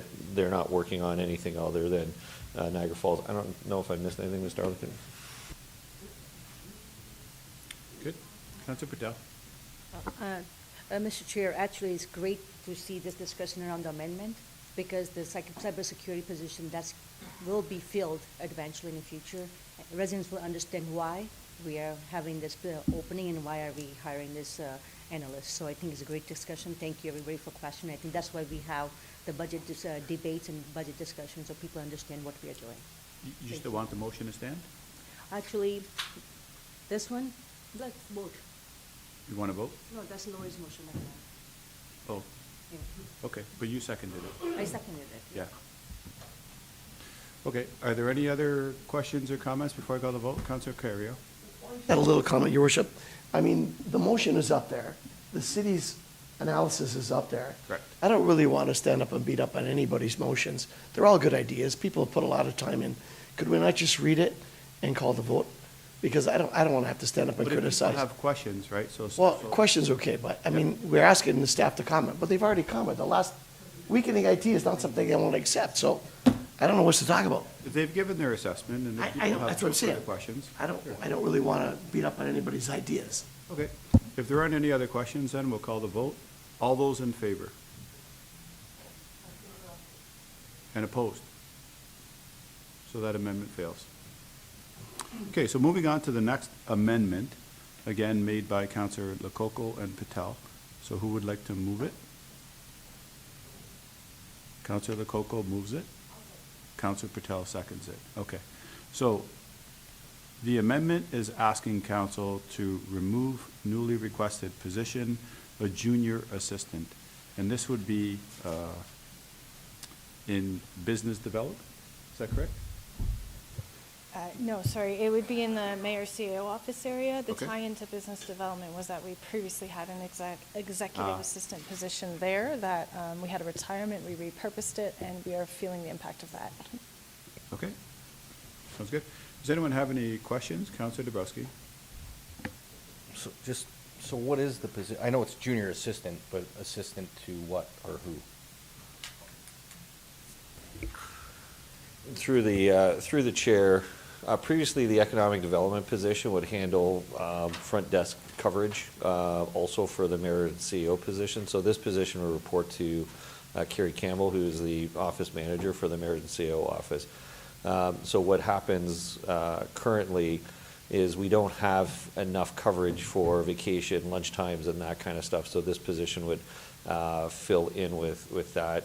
There has been an increase in email and I would call it other social media communication to the mayor's office. You have a lot of Facebook questions and Instagram questions that come through, and we have to monitor that and respond to it. So it is reporting to the mayor and CEO's office manager, and those are some of the duties, and we're seeing an increase in that. And those questions don't today go to customer service because it's monitored on the social media sites. Yeah, I appreciate that. I know with social media and messaging through Instagram and Facebook and TikTok and Snapchat, it's a cumbersome job. So appreciate the clarification. Thanks. Okay. If there aren't any other questions, the amendment on the floor is to remove the newly requested position of junior assistant. I'll call that vote. All those in favor? Opposed? So this amendment is not carried. Moving on to the next amendment. The next amendment is made by Councillor Lococo. It's to remove a newly requested student for landscape design for 4 months. Councillor Lococo, would you like to move so motion by Councillor Lococo. Is there a seconder to the motion? I'll ask again, is there a seconder to the motion? Okay, seeing no seconder, then we'll move on to the next amendment. The next amendment is slide 10, and it is recommended to remove, recommended by the councillor, to remove 2 newly requested students in building inspection for a total of 16 weeks. Councillor Lococo, you made the amendment. Would you like to move it? So I have a motion by Councillor Lococo. Is there a seconder to this motion? Okay, I'll ask again, is there a seconder to the motion? Okay, so seeing none, we'll move on to the next amendment.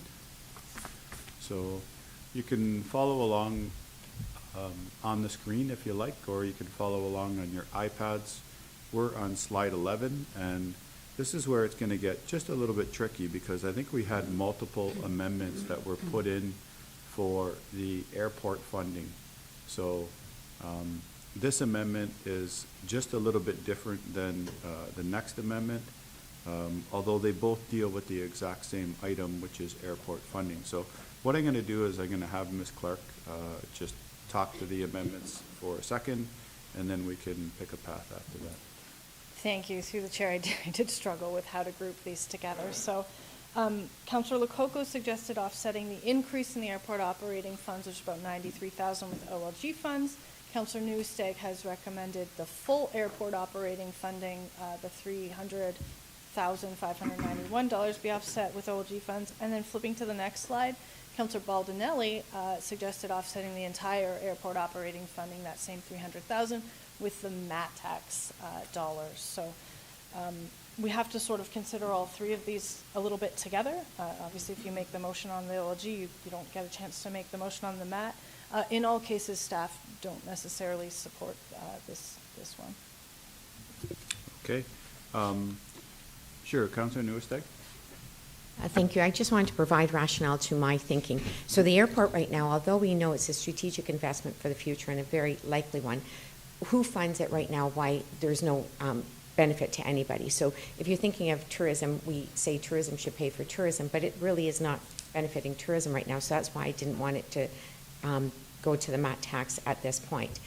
In terms of the residents, not really benefiting the residents. So it's that we're in between stage. So OLG, in my opinion, is a derivative of the tourism business through the casino. So that kind of supports tourism where we have reserves. So in a way, it's a benefit. It can sit there and fund it. I know it's just deferring it from one other area to the other, but it's more the optics and who really should pay for it. So having it bear on the levy isn't necessarily fair to the taxpayer nor to the tourist. So the OLG makes sense. I fully support the airport. It's just how is it going to be funded at this point until it becomes operational, we make money, and then it can switch over to a MAT tax if it's definitely supporting the tourism. So that was my rationale in putting it all to the OLG.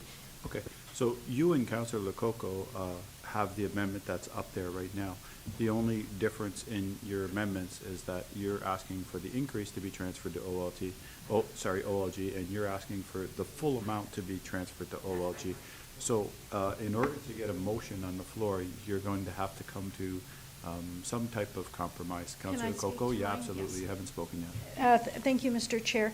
My thinking behind this was that we have supported the airport for a number of years in the operating and the capital, so I was fine with that. I do support the airport as it sits now, and then even more when it is going to be a tourist generator. I get that.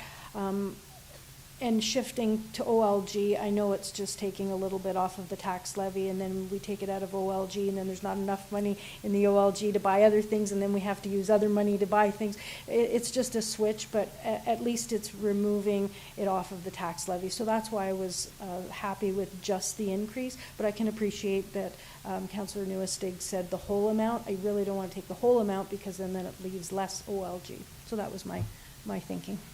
Okay, so I will leave it up to yourself and Councillor Newestag, because this is your amendment to put the motion on the floor. So I'm just gonna wait to hear what the actual motion is. I stand by mine because the rationale that I have supports it. OLG has a lot of reserve funds, so I know it's just taking it from one to the other, but it gets us down further with our tax levy that we're trying to do without cutting staff or without jeopardizing capital projects that we have right now. So I'm going to stay with my... Okay, so you're putting a motion on the floor that an amendment be added that will take the full amount of operating from the airport and switch it over to OLG funds. And do I have a seconder for that motion? Councillor Baldinelli, seconding it? Okay. Questions to the motion? Councillor Patel? Through you, Chair, I personally do not agree with this motion or this amendment, because airport is our asset, just like it's McLean Center, just like it's museum or exchange. We pay for operating those facilities, and airport is no different. And I personally find that when you do it once, it sets precedent, and we keep on doing it every year. And airport is not just a tourism entity or tourism facility that only bring tourists here. It's for the people of Niagara region. It's for people to travel for work, to see their family. When the airport starts having regular commercial flights, it is for residents more than tourists. Yeah, tourists maybe 50-50, I would say. But currently, airport is used more for local uses than it is for tourism. And I will ask Mr. CEO if he can tell us what airport is used for right now. Sure. Thank you. Yeah, it's a mix of, it's a mix of private planes, it's training, there's a flight school that operates out of there. We have medical helicopters that operate out there, and some charter that's operating out of there. So, the tourism impact currently it is not a tourism asset, but there is a fair amount of flight movements, as they call it, on there. And just to be clear, the ownership is split currently based upon population of the three parties. So Niagara Lake, Niagara Falls, and St. Catharines. St. Catharines has the largest population of the three, and therefore pays the largest amount of the three. And all three of them are funded through their levy at this point in time. Both capital and operational costs are funded by all three partners out of levy.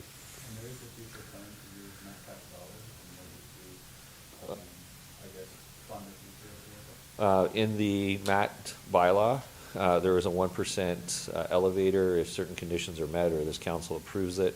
That will, could kick in the future. And I think for other projects, not core funding, but for specialized projects, we will use that for MAT funding for that, because that is targeted for expansion for tourism use.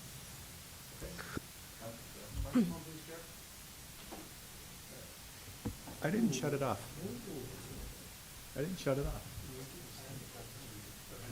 Mr. Chair, I only want to caution that using a OLG reserve funding for paying for the airport operation is because that's not transparent. We need transparency where we are using our funds. This is one of our assets. We are paying for the operation of this facility. When we don't take it out of the tax levy, residents cannot see the growth. When the airport starts growing, and maybe in the future we'll be making dividend of the airport. People need to understand how we are growing. We are paying for this operation right now. Maybe in 4 years we will not be paying. And when you do not see it on a tax levy, it's hard to see the growth. So I personally do not think it's a good idea to fund it from the OLG reserve, and it sets the precedent for the next council. This is our first council. Next year, that's what's going to happen in the budget next year. We did it last year to keep the budget, to the levy down. Let's do it again. So I really believe it should stay on operating levy because it is one of our core asset, and it is the asset we are funding from our operating budget. And when we put it on the OLG reserve, we don't think it's important. We just think it's one of those tourism funded or tourism needed, something's needed for tourism. So I think to keep the importance of the airport, it needs to be on the operating levy. Okay, thank you. I have Councilor Newestick. My intention isn't that it just keeps going to OLG. I'm looking at ways to reduce taxes right now. At this particular point, to your point, Councillor Patel, you're saying that you're comparing it to people using McBain and the other things. Those are assets that our residents, a majority of the residents are using. I'd like to know how many residents right now are currently benefiting from the airport. And I agree it's tourism and residents for the future, but tourism right now isn't benefiting from it as well. That's why I'm saying OLG is a derivative of a tourism. So that's the reason for my justification rationale, that it can fund there and just to help reduce the levy right now to keep us going until we can, the MAT tax will help to support it. So that's my rationale on that. Councilor Lococo and then Councilor Baldinelli. Thank you, Mr. Chair. We spend OLG money on a lot of things that aren't tourist related. We spend it on social services, we spend it on everything. So OLG, although it's tourism, doesn't necessarily have, it comes from tourism, doesn't necessarily have to be spent on tourism. And I understand what Councillor Patel is saying about it maybe not looking as important because we're shifting it off to the OLG. The reason why I put the increase in, I think why Councillor Newestig put it on OLG is to try to get the tax levy down for this year. We can always make notations for next year that, you know, this was a special circumstance year and to revisit the whole airport where we take it from. And that's where I was sort of thinking. Okay, thank you. Councilor Baldinelli. Thank you. Through your chair, like most councillors have specified that the actual airport, and what I've heard through our discussions, is that the number one priority with the MAT was the airport. So therefore, the airport is basically going to drive tourism, and right now we are the major beneficiary of the airport for tourism, for the casino or anybody who has to fly in besides the first aid and all that stuff. So, just as Councilor Newestig has stated, the one-time hit this year and in the future years, we're going to have to invest because we know that it's for Niagara Falls until it becomes something that, users can use. It is going to be to drive tourism, and that's what we want. We want to invest in drive tourism, but it doesn't benefit everybody unless we use the money from tourism to pay for tourism, either the OLG money from tourism or gambling or the MAT tax. It's going to be going there anyways, and we already have discussed that it's going to be going there. So why not let's do it now and not, reduce the levy on the taxpayer because there's really no significance to them. It's in Niagara on Lake and it's rented by us in St. Catharines. So I'd support the OLG or if not, the MAT. Thank you. Okay, thank you. Councilor Dabrowski.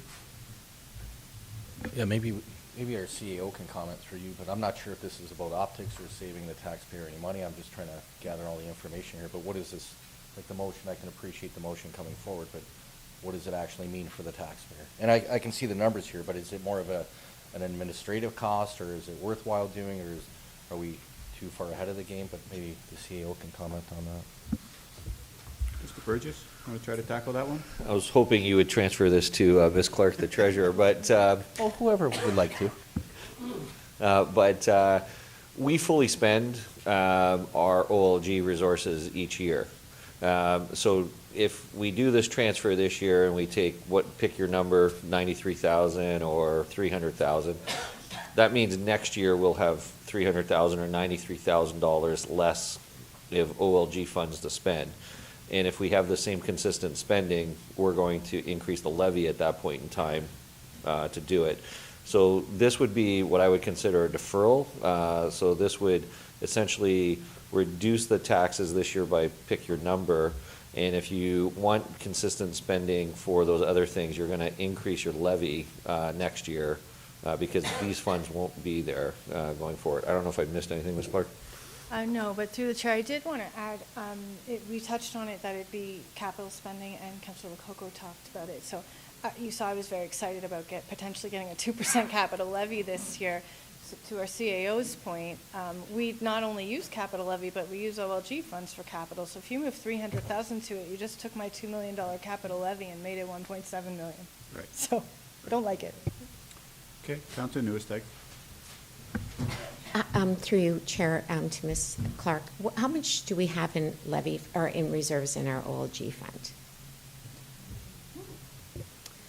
Through the chair, any given year, we usually carry about 10 million in our OLG funds. We allocate the 5 million to the property tax subsidy, 350,000 of the social services, 700,000 to the economic development, and then the airport capital portion.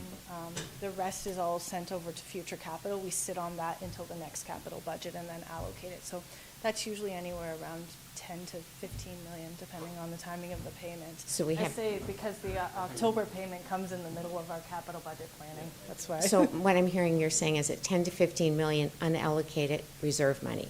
Well, it's unallocated, but it is dedicated for future capital. Which means it's unallocated at this moment. So just to, through you, Chair, to. Yeah. Yeah, but right now it's unallocated, so it can be allocated here without causing a lot. And it doesn't mean that next year the tax levy can go up. It all depends if Matt Tax is going to do it. I'm just looking for ways to help this year save some levies. And I know everything's been narrowed right down, so if this can just give a little bit of relief, the money's there. And it's, my comment again is, it's because OLG, we have different, other than, unlike other municipalities, we have this source here, which is derived from tourism. And although this will benefit tourism in the future, I don't think the average resident is benefiting from our investment right now and the expense it's costing us to do this investment. We know that it's going to pay off in the future, but right now it's just a gap in between. I do have another question. So we're part ownership with Niagara Lake and St. Catharines. How do they fund their airport? Is it through their levy or is it through their cap, or how do they fund it? Yeah, through the chair, I think the CEO touched on this, but theirs is all through their levies, both the capital and operating portions. Ours, historically, we've always funded the capital portion with our OLG reserve. We've never funded the operating portion with it. And so, like Niagara Lake doesn't use their MAT tax for it? It's strictly operating? No. Okay, all right, thank you. Okay, if there aren't any other questions, then there is a motion on the floor made by Councilor Newesteg, seconded by Councilor Baldinelli, that we offset the total airport operating funding request with OLG reserve funds to the tune of just over $300,000. Everyone understands the motion? Okay, I'll call the vote. All those in favor of the amendment? Opposed? And the amendment carries.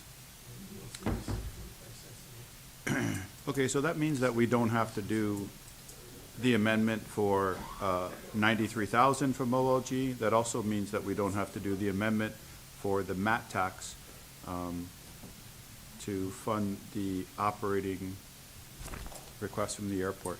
So we can move on then to slide 13. And this amendment is to offset the total illumination board funding request with MAT special purpose reserve. And it's to the tune of just under 50,000. So would someone like to make a motion? I have a motion by Councilor Newesteg, seconded by Councilor Baldinelli, since those two are the ones that put the amendment in. Are there any questions or comments to the motion? Yep, Councilor Newesteg. This one's really easy. Rationale here is tourism should pay for tourism, and this is strictly, in my opinion, a tourism asset. I sit on the illumination board, and actually we had a meeting one time and there was a question about and there was some reserves and that should be going back to taxpayers, and I just said, oh, it's funded by MAC, because I just naturally assumed that made sense, it was funded by MAC. So as we're looking at the budget and I realized it's operating, I was concerned that residents are paying for that. So just goes to the rationale, tourism should pay for tourism, And this one, I think, really is a tourism. And mind you, it's only 48,000, so it's. Okay, Councillor Baldinelli. And I'm in agreement as well. I thought that, you know, if we're going to establish our pots of where MAT could be utilized, this is one right on the nail. I mean, if we actually lost the illumination, I mean, you know, it would, you know, lower, we'd have more day trippers. I mean, you know, people wouldn't stay overnight. I mean, you'd have those perfect rooms that people can see the falls at night. They're premium prices because of that. So the lights mean so much more, and hopefully we can spend more and make illumination something that's fantastic and lasts longer to drive more tourism to our city. So hopefully the MAT tax can do what we want it to do and increase the user experience and you know, 2 to 3 day stays instead of overnight. So hopefully everybody likes this one and we can approve this one. Okay. Are there any questions or comments to the motion? Then I'll call that amendment. All those in favor? And that's carried unanimously. Okay, the next amendment proposed is from Councillor Patel, and it is to offset the increase in beautification spending with the MAT tax dollars. And the estimated levy savings is $52,500. So Councillor Patel, would you like to move that motion? Okay, and I have a seconder by Councillor Baldinelli. And did you want to speak to that as well? Sure. Mr. Chair, over and over when council has discussed the MAT tax, beautification was one of the top topics that we discussed. And I was thinking about moving the entire amount to the MAT tax, but I do not know how much of that goes to the tourism area. I will leave that to staff to come back to us next time. So I would just like to defer this increase of $52,000 to go to the MAT tax. Okay, because thank you. tourists do benefit from having a beautiful gardens and beautiful parks, and even the intersection, they're landscaped beautifully. I think tourists do benefit from that. Okay, thank you. Councillor Newstead, did you want to comment as well? I was just going to support it 100% because it's part of our city. If we're considered like a first-class destination, we need to have our city beautified. So absolutely, I think I would support that. It comes. There was a time before where we changed the Environmental Planning and Greening Committee name to Park in the City, and the whole thought was that we were going to, you know, beautify the city to make it look like the park. We were going to bring the park up into the city. And there was a contest that we went in. Ms. Boldenhow, do you remember what it was? It's called Cities, it. Blooms and, yeah, I chaired the first, Cities and Blooms. Actually, I chaired that committee when it first started, so Okay. I'm really familiar with it, and I'd love to see it come back, because I think we need the environmental, but I definitely think we need back to parks in the city. Yeah, Communities in Bloom. Yeah, it's called Communities in It Bloom. definitely does make a different visitor experience when the city looks as beautiful as the park does. And that's when the whole Trillium Award started as well, because it was encouraging people to keep up their properties, and it was kind of like how the negative with graffiti, if people do graffiti, then that brings it down because then it inspires people to do more. Same thought on the positive is when you beautify your property, it keeps your neighbor wants to beautify his or hers, and then it just builds like that. So I really hope we can bring that down and bring it back and really add more to it. The BIA's got on board at that point as well, so it's something we need, especially as we're having challenges right now trying to keep our city clean because we have more people making it not as clean. Okay. And Councilor Dabrowski? Maybe an award ceremony's in order. Not kidding. Through you, what I wanted to mention, though, in terms of the BIAs and their budgets, Main Street, Lundy's Lane, Fallsview, is there a minimum that BIAs have to include in their budget for beautification efforts? Queen Street, for example, if their budget's $500,000. I don't believe there's a Queen Street's a minimum. bad. They always have beautification in there. They do. I know they have that in their Yeah. budget, but is there a minimum to set the precedent? I know it's mentioned they don't. Yeah, I don't think there's a minimum. And is there any, is that a city not a responsibility, but could we create a policy where the BIA has to include 15% or 20% of their budget towards beautification, or do we have no say in that at all? I'm not sure. I don't know the legislation of what it says in the I know the Falls BIA must- legislation. Maybe Mr. Burgess is. Yeah, a little bit about that. Yeah, the BIA, it's a self-imposed tax, and they get to choose how they want to self-impose the tax and what they want to spend it on. So there is no requirement. They decide what they think is the best for their businesses in that area, and they tax themselves for it. So we can't put any conditions on that. Well, it might be worth empowering the BIAs or not. I'm not saying competition, but if we all work together on the same synergies, maybe we can all work together to create a more beautiful city. But Sure. wanted to throw that out there. I have a couple more comments, then I'll call the vote. I have Councillor Carrier, Lococo, Patel. I was just going to ask, on some of these things, I can support them if next year that's going to go back, and you have to look at it again. Not if this becomes a automatic yearly thing. Tiffany? Or I mean, through you, Mr. Chair, we could certainly put them back. You're going to be increasing the levy when you put them back.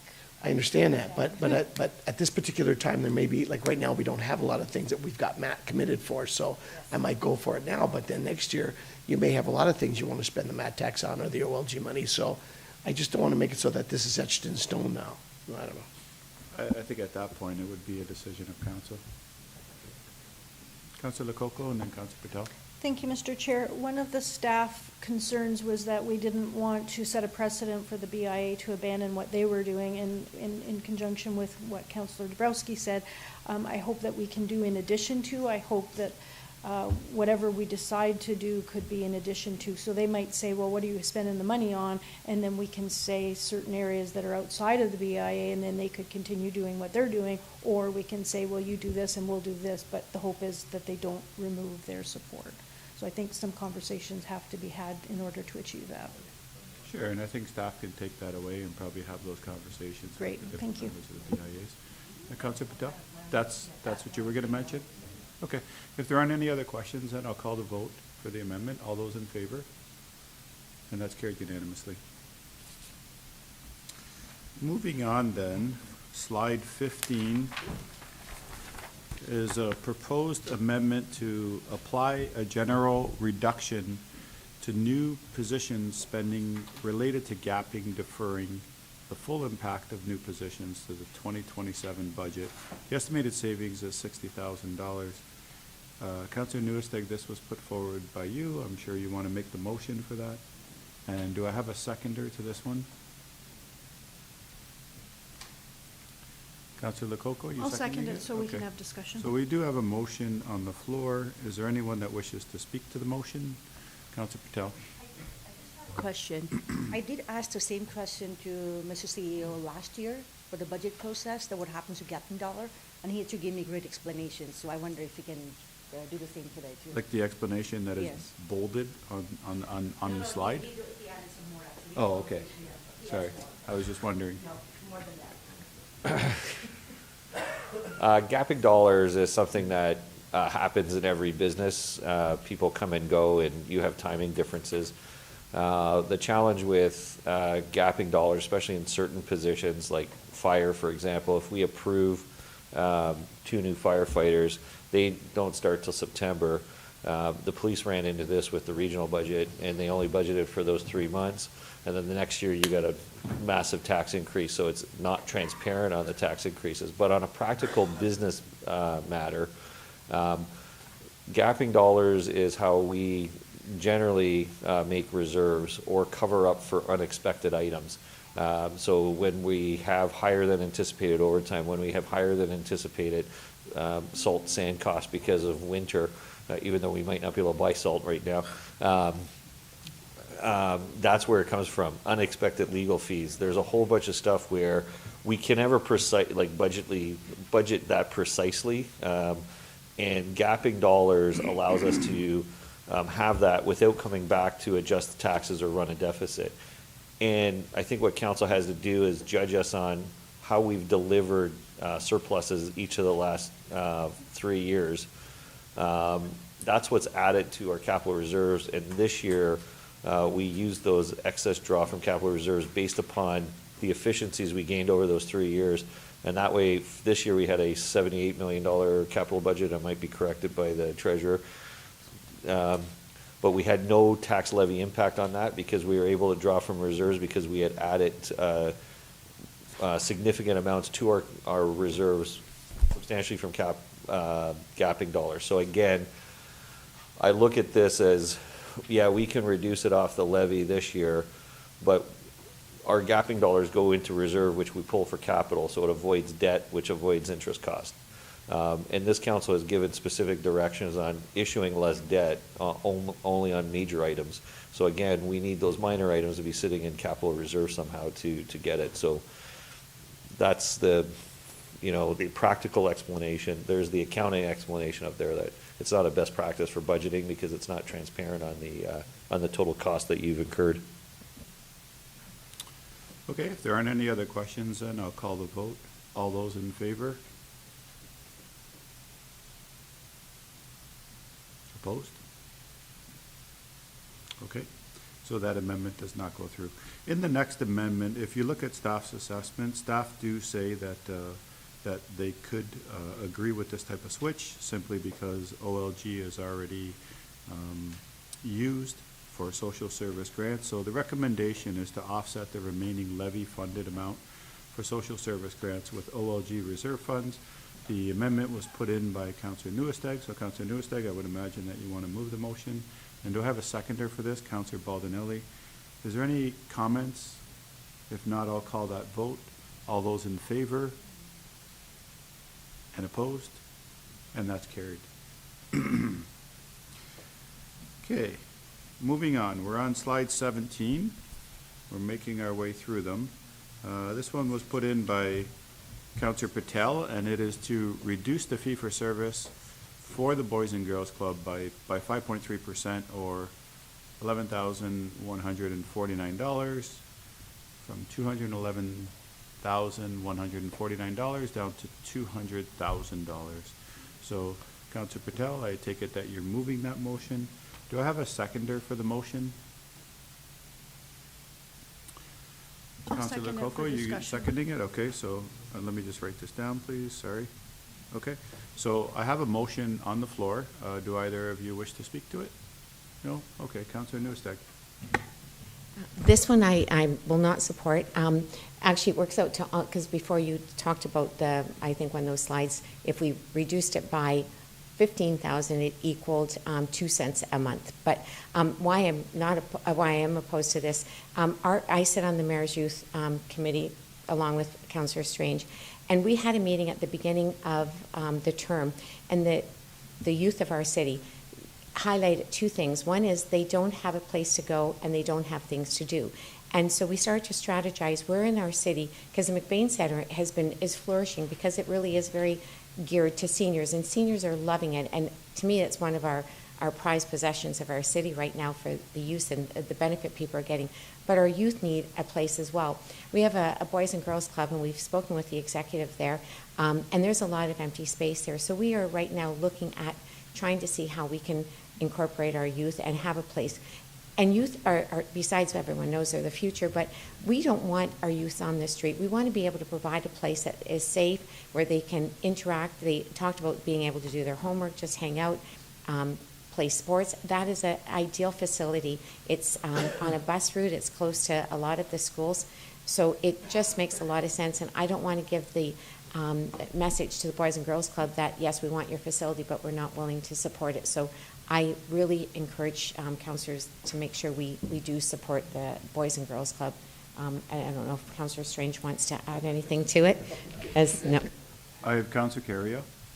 Thank you, Your Worship. If the motion was to reduce by some small percentage all of them, I would agree with it. But to pick one, I just can't support to pick one.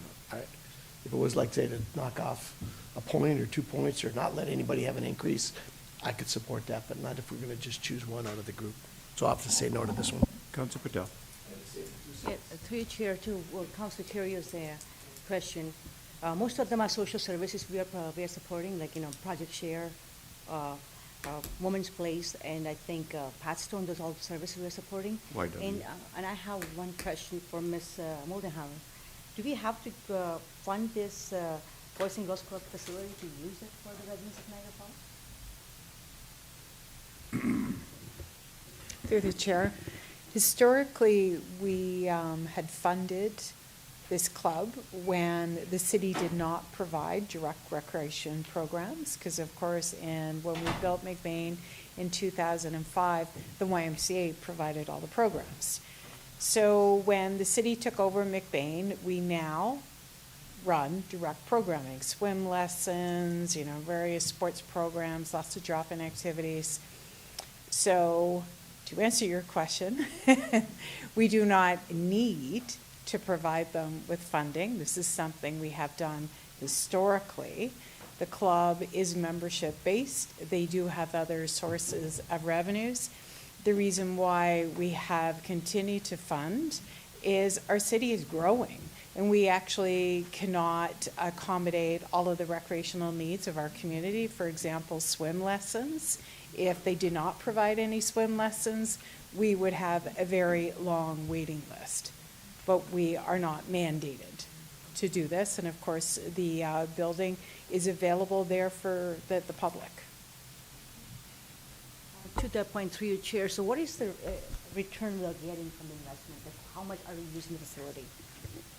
So this year, when we renegotiated their fee for service, we did ask them to provide swim lessons on Saturdays, and I actually do have the numbers in front of me.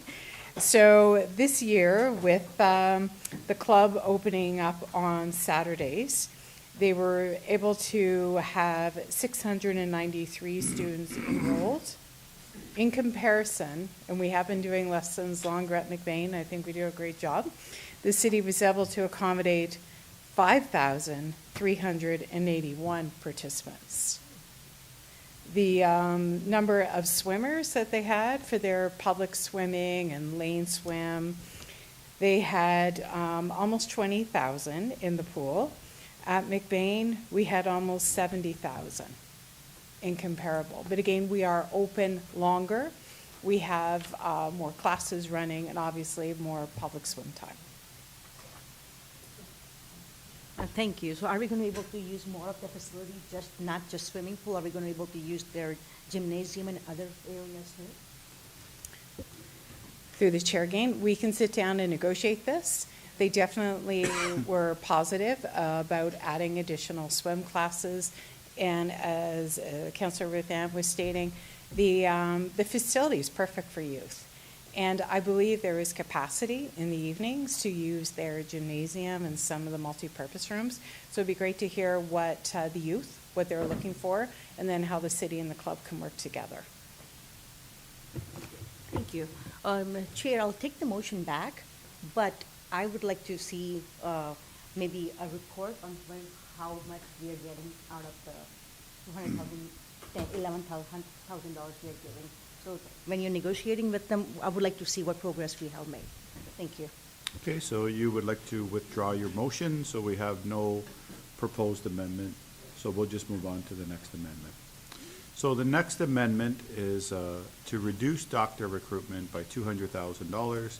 This was an amendment put forward by Councillor Lococo. I would imagine that you would want to move it. And just wondering, do I have a seconder for this motion? Seconded by Councillor Baldinelli. Any questions, comments? Councillor Lococo.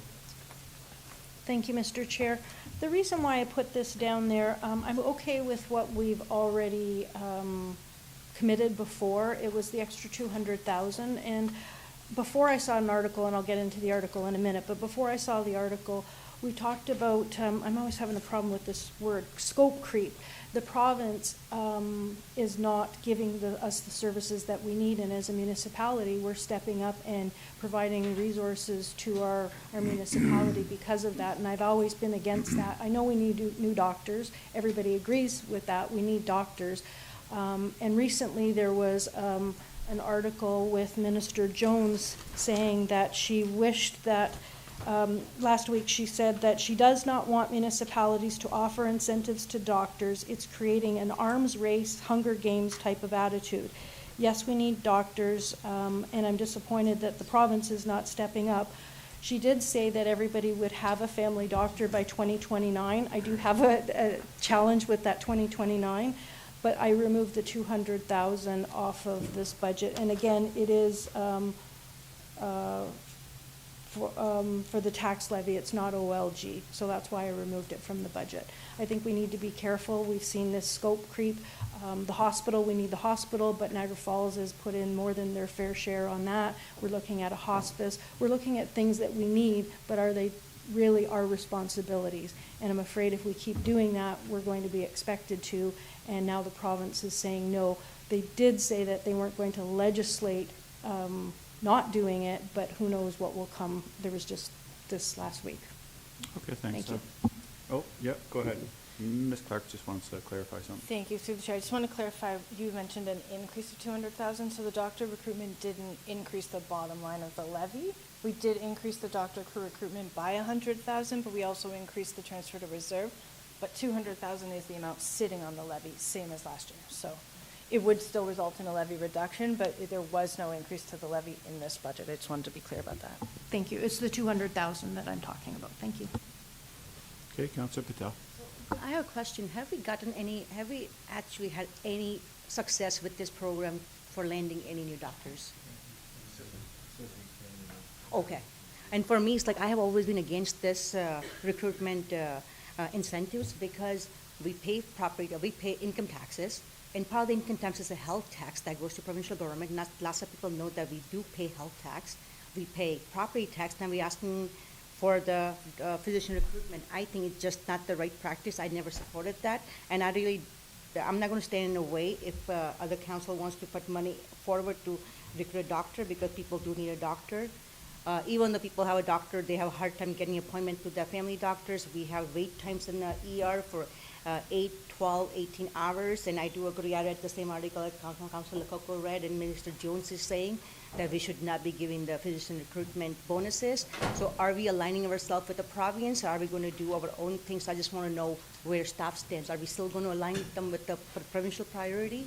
Because province says that we should not be offering these incentives. I personally do not think we should be offering incentives, because that's like every other public service jobs. We don't offer incentives for lots of things. Doctors are already well paid. And I know it's a personal choice where they go, but I think incentives are wrong because they're coming from people's pockets. End of the day, whether it's OLG or tax levy, OLG is a savings account, tax levy is a checking account. No matter where you take the money from, it's still coming from the same household. That's the way I see it. I think it's fine for the province to say, don't do it, but I mean, if other municipalities are doing it and we're not, and they're getting doctors and we're not, then it's our residents that don't have doctors. So I'll go over to Councillor Duesteg, and then I know I have the mayor that wants to speak on that. Through you, Chair, I totally understand where Councillor Patel is saying about incentivizing doctor recruitment, but at the end of the day, health, safety are two prime things, and I keep going back to that article that came out, I think it was about a year ago. It's just the vision of a small town, not even Northern Ontario, small town Ontario, where people they were waiting for years, for 2 years or something, I can't remember, it's been a year or so since I read it, but it was 6 months or so, or a couple of years before they had a doctor, and people were lining up at 4 o'clock in the morning for families to see a doctor. And my concern is children at this. Their children need to see a doctor, and if we don't have doctors, we can't wait. More so than, pretty much everybody needs to see a doctor, but and that was the article, was focusing on how children, for their development, need to see, and their all the things that they need to see a doctor. So I know it's a terrible situation that we're in, but I think at the end of the day, this is a direct benefit to our residents, because our residents, that's one thing we've been hearing, they need to see family doctors. So if we're not able to do it in any other way, and I agree in principle what you're saying, but in actuality, I think we need to support it, because we need to make sure our residents have access to health care, seeing a family doctor. Okay, thank you, Mr. Mayor. Yeah, thank you, Chair. And I understand we want to be fiscal, and I saw what the Minister of Health suggested the other day. It's easy to say, it's different to do. And even above roads are number one on everyone's list, but above that is healthcare, hands down healthcare. And that's something, having access to a doctor so that you can get referrals to specialists. I wish we didn't have to do this, but it's a situation we're in, and for whatever reason, we don't have enough doctors. So I want to make sure Niagara Falls residents all have access to a doctor. Thank you. Councillor Patel. I just want to add to it. I'm not against what other councils want to do. I won't stand in the way of funding, but that's my opinion. We should not be doing the recruitment bonuses, because small municipalities, they have to come up with a lot of money to compete with bigger municipalities to get the doctors. And that is happening. People are putting on a tax levy. There's lots of stress being put on the taxpayer. So I think this whole practice, I don't know how far we can go. Now it's $100,000. Maybe next year will be $150,000. So I'm just against the whole practice. It's not that I don't agree with we need doctors, we need health comes first. We all agree with that, but I'm just against the practice. And so I don't know. I would not vote on it because I don't agree or disagree with it. Councilor Carrier. Well, this is one that I've personally had a lot of calls, people asking to help find doctors. I usually just send them to Jim's office, but, I'm sure you have lots as well. People don't have doctors. And I think the other municipality, we're at a doc fight to try and get the doctors for our people. So I'm going to vote to keep the 200. Okay, thank you. So if there aren't any other questions, sorry, Councilor Strange. Yes, thank you, Chair. And I was just doing online, and it says that we're short 36 family doctors in Niagara Falls. I don't know if anyone can confirm if that's true or not. I don't know the CEO. And if it is, like, how many patients per doctor do usually they take? If you do your math in your head? Yeah, that I don't know the answer to. Dean runs the program. It's 36, and it adjusts every year because of retirements. So we're struggling to replace the number of retirements we have on that. But yes, I can't remember, it's one physician per, I think it's 1,000 or 1,500 residents is what's required. That's what they shoot for, and that's how they calculate we're short 36. Okay, and that's huge. And so. Oh, is Michael Urcello on? There we go. I'm here virtually. Yeah, so currently we're short about 30 doctors. Right now, the population enrollment, so the amount of residents in Niagara Falls that have a family doctor is at 49%, which is the lowest in the region. The average is 62%.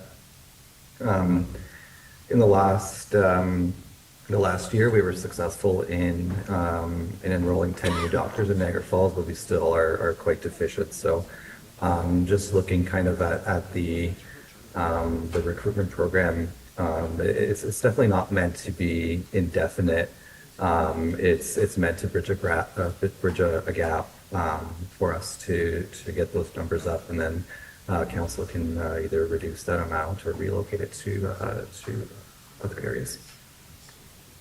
Okay, thank you. It just I didn't know we were short that many doctors, but you know that'll create a chain effect. You know what I mean? When people aren't healthy, they're not working, they don't want to stay here. It does create a chain effect. So the more things we can do to help and get doctors here and promote doctors, we have a hospital coming up 2028. So we want the best if we can get them here for sure. Yeah, the centralization of records is so important as well. Like if someone doesn't have a family doctor and they go to the emergency department, where do those reports get sent to? They actually don't get sent anywhere. So for someone to understand your history if you don't have a family doctor is very difficult. So I know Councilor Newstag, you want to speak? Yeah, I just wanted to make one final comment and to back up what the mayor said about not having a family doctor or the need to have a family doctor in order to get referrals. I personally have heard many, many stories based on what I've done where people did not get a referral in time, and it really does mean a matter of life and death. That I can personally speak to, so I just really want to highlight that, and that really is the crux of all of this. If we can't do this for our residents, then it is that serious. I agree that we need to do something for residents, though. I think incentives now working. What else can we do to bring doctors here? Because I know we are lowest in the region, so other cities are lending. So can we look into something else to lend the doctors? Not just money. I don't think it's money. Okay, there is a motion on the floor to approve an amendment to reduce doctor recruitment by $200,000. If there aren't any other comments or questions, I'll call that vote. All those in favor? Opposed?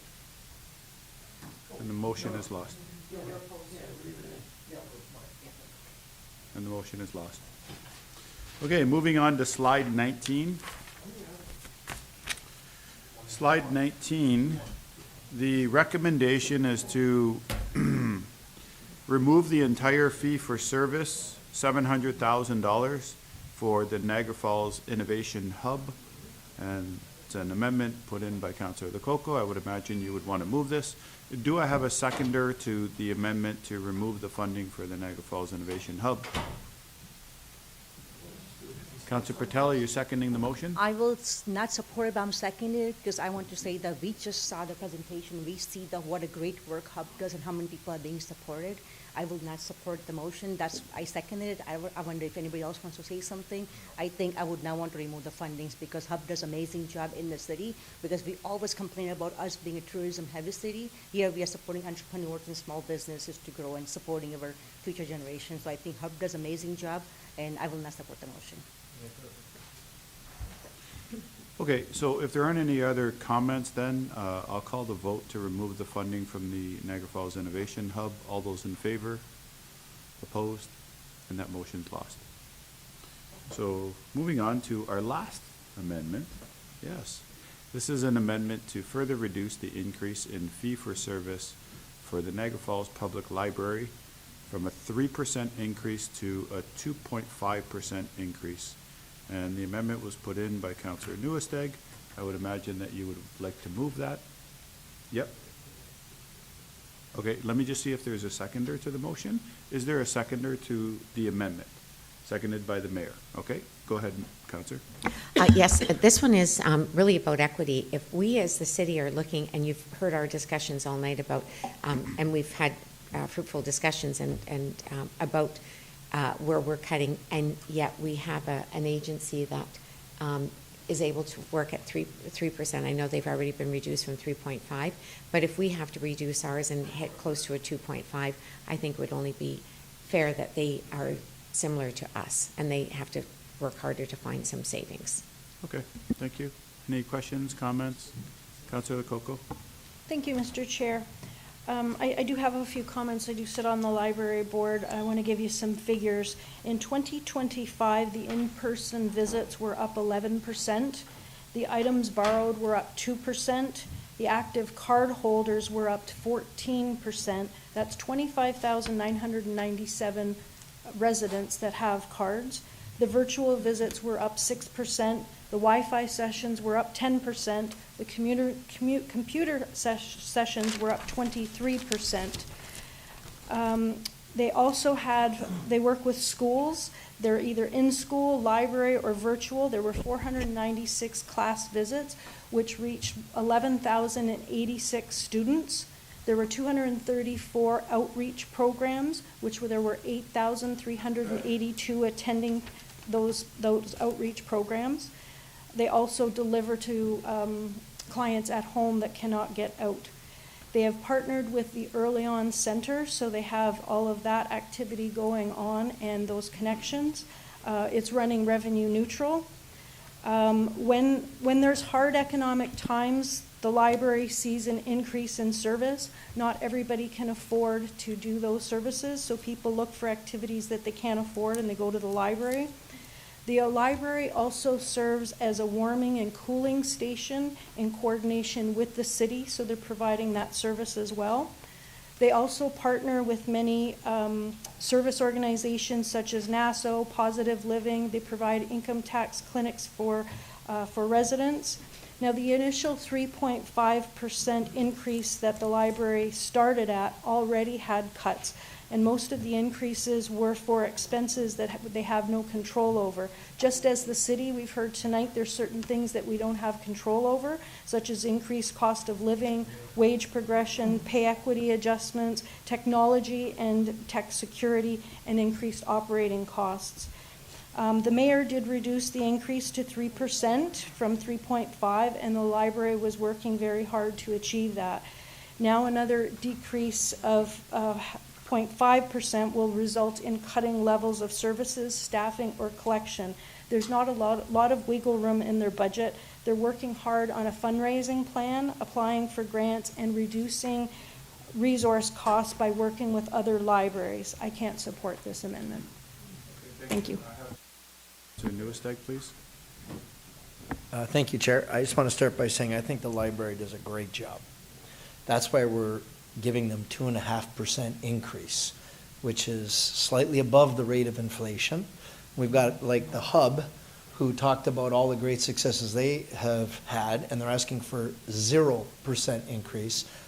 I think it's reasonable that we're still giving them a 2.5% increase, and I think it's fair that everybody's got to feel it a little bit, and you don't get as much of an increase as what you wanted, but you're still getting an increase. It's not a decrease.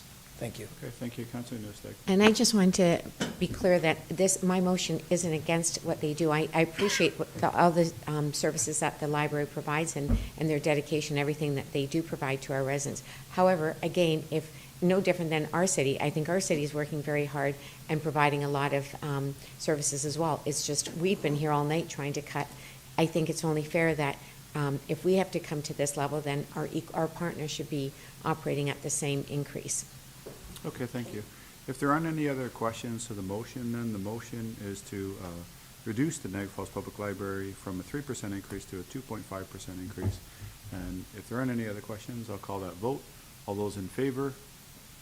Opposed? And the motion? Repeat the motion, please. What are we voting on? Yes, so the motion is to reduce in fee for service for Niagara Falls Public Library from a 3% increase to a 2.5% increase. I'm going to call the vote again. I'll call that vote. All those in favor? Opposed? And the motion carries. Okay, so at this time, we are through the amendments. So what I'm going to do is I'm going to take a 5-minute break. What time is it now? It's 7:54 on my phone, so maybe we can reconvene at 8 o'clock. I'm going to have Ms. Clark kind of work through her numbers. There was 5 amendments that were approved, one for the airport, one for the illumination board, one for city beautification, one for social services, and one for the library. And then she can come back and give us some new numbers for 5.3, and then we'll move on with the agenda. So we'll break for 5 minutes, and we'll be back at 8 o'clock.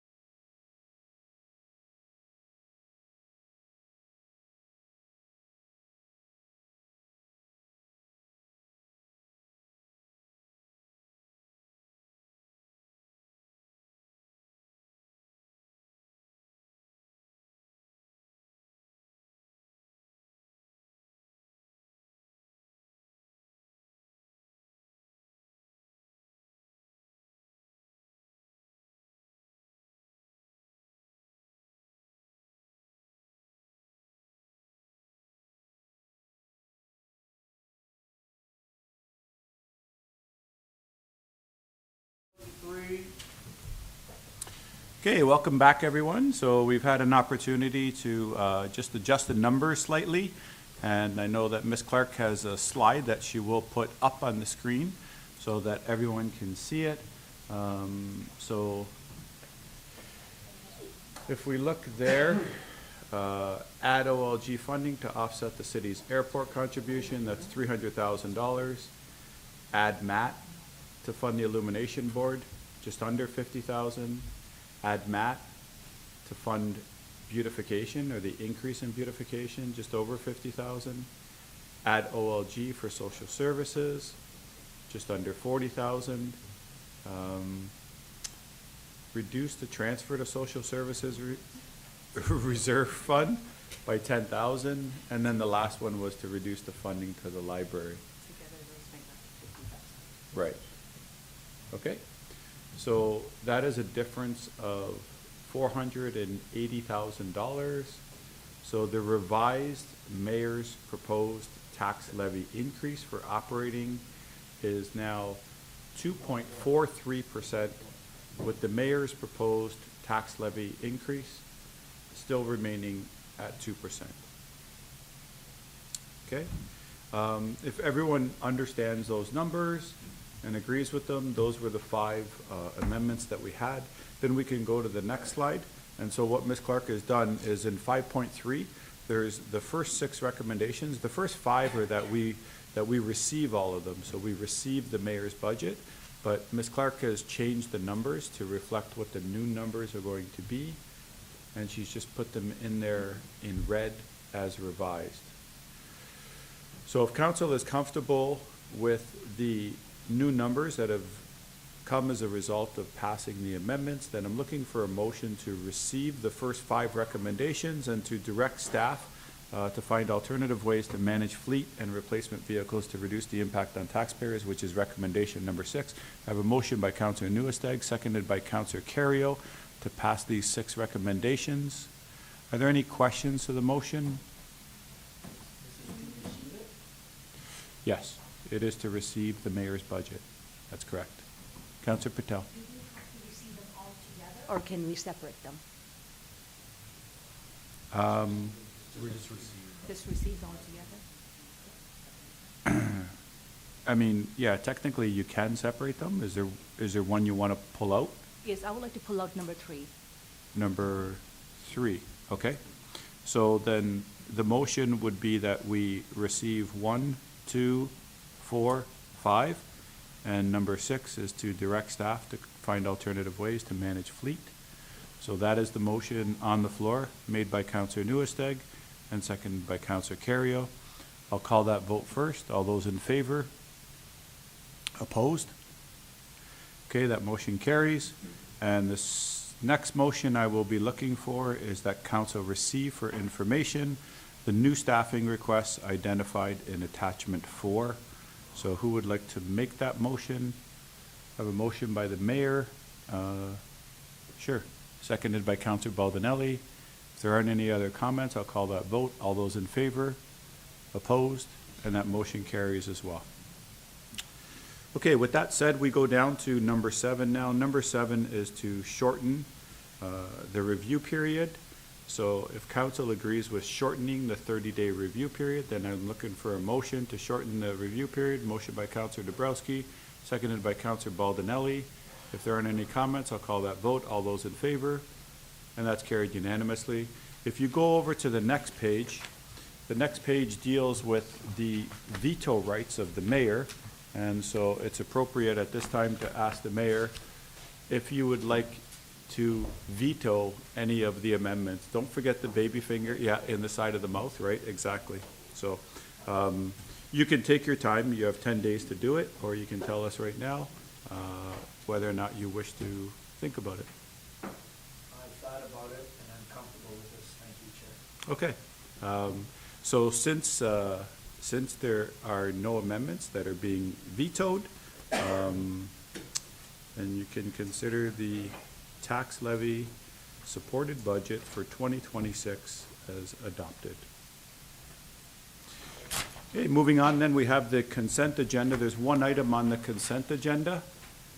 It is the 2026 Budget Engagement Survey results.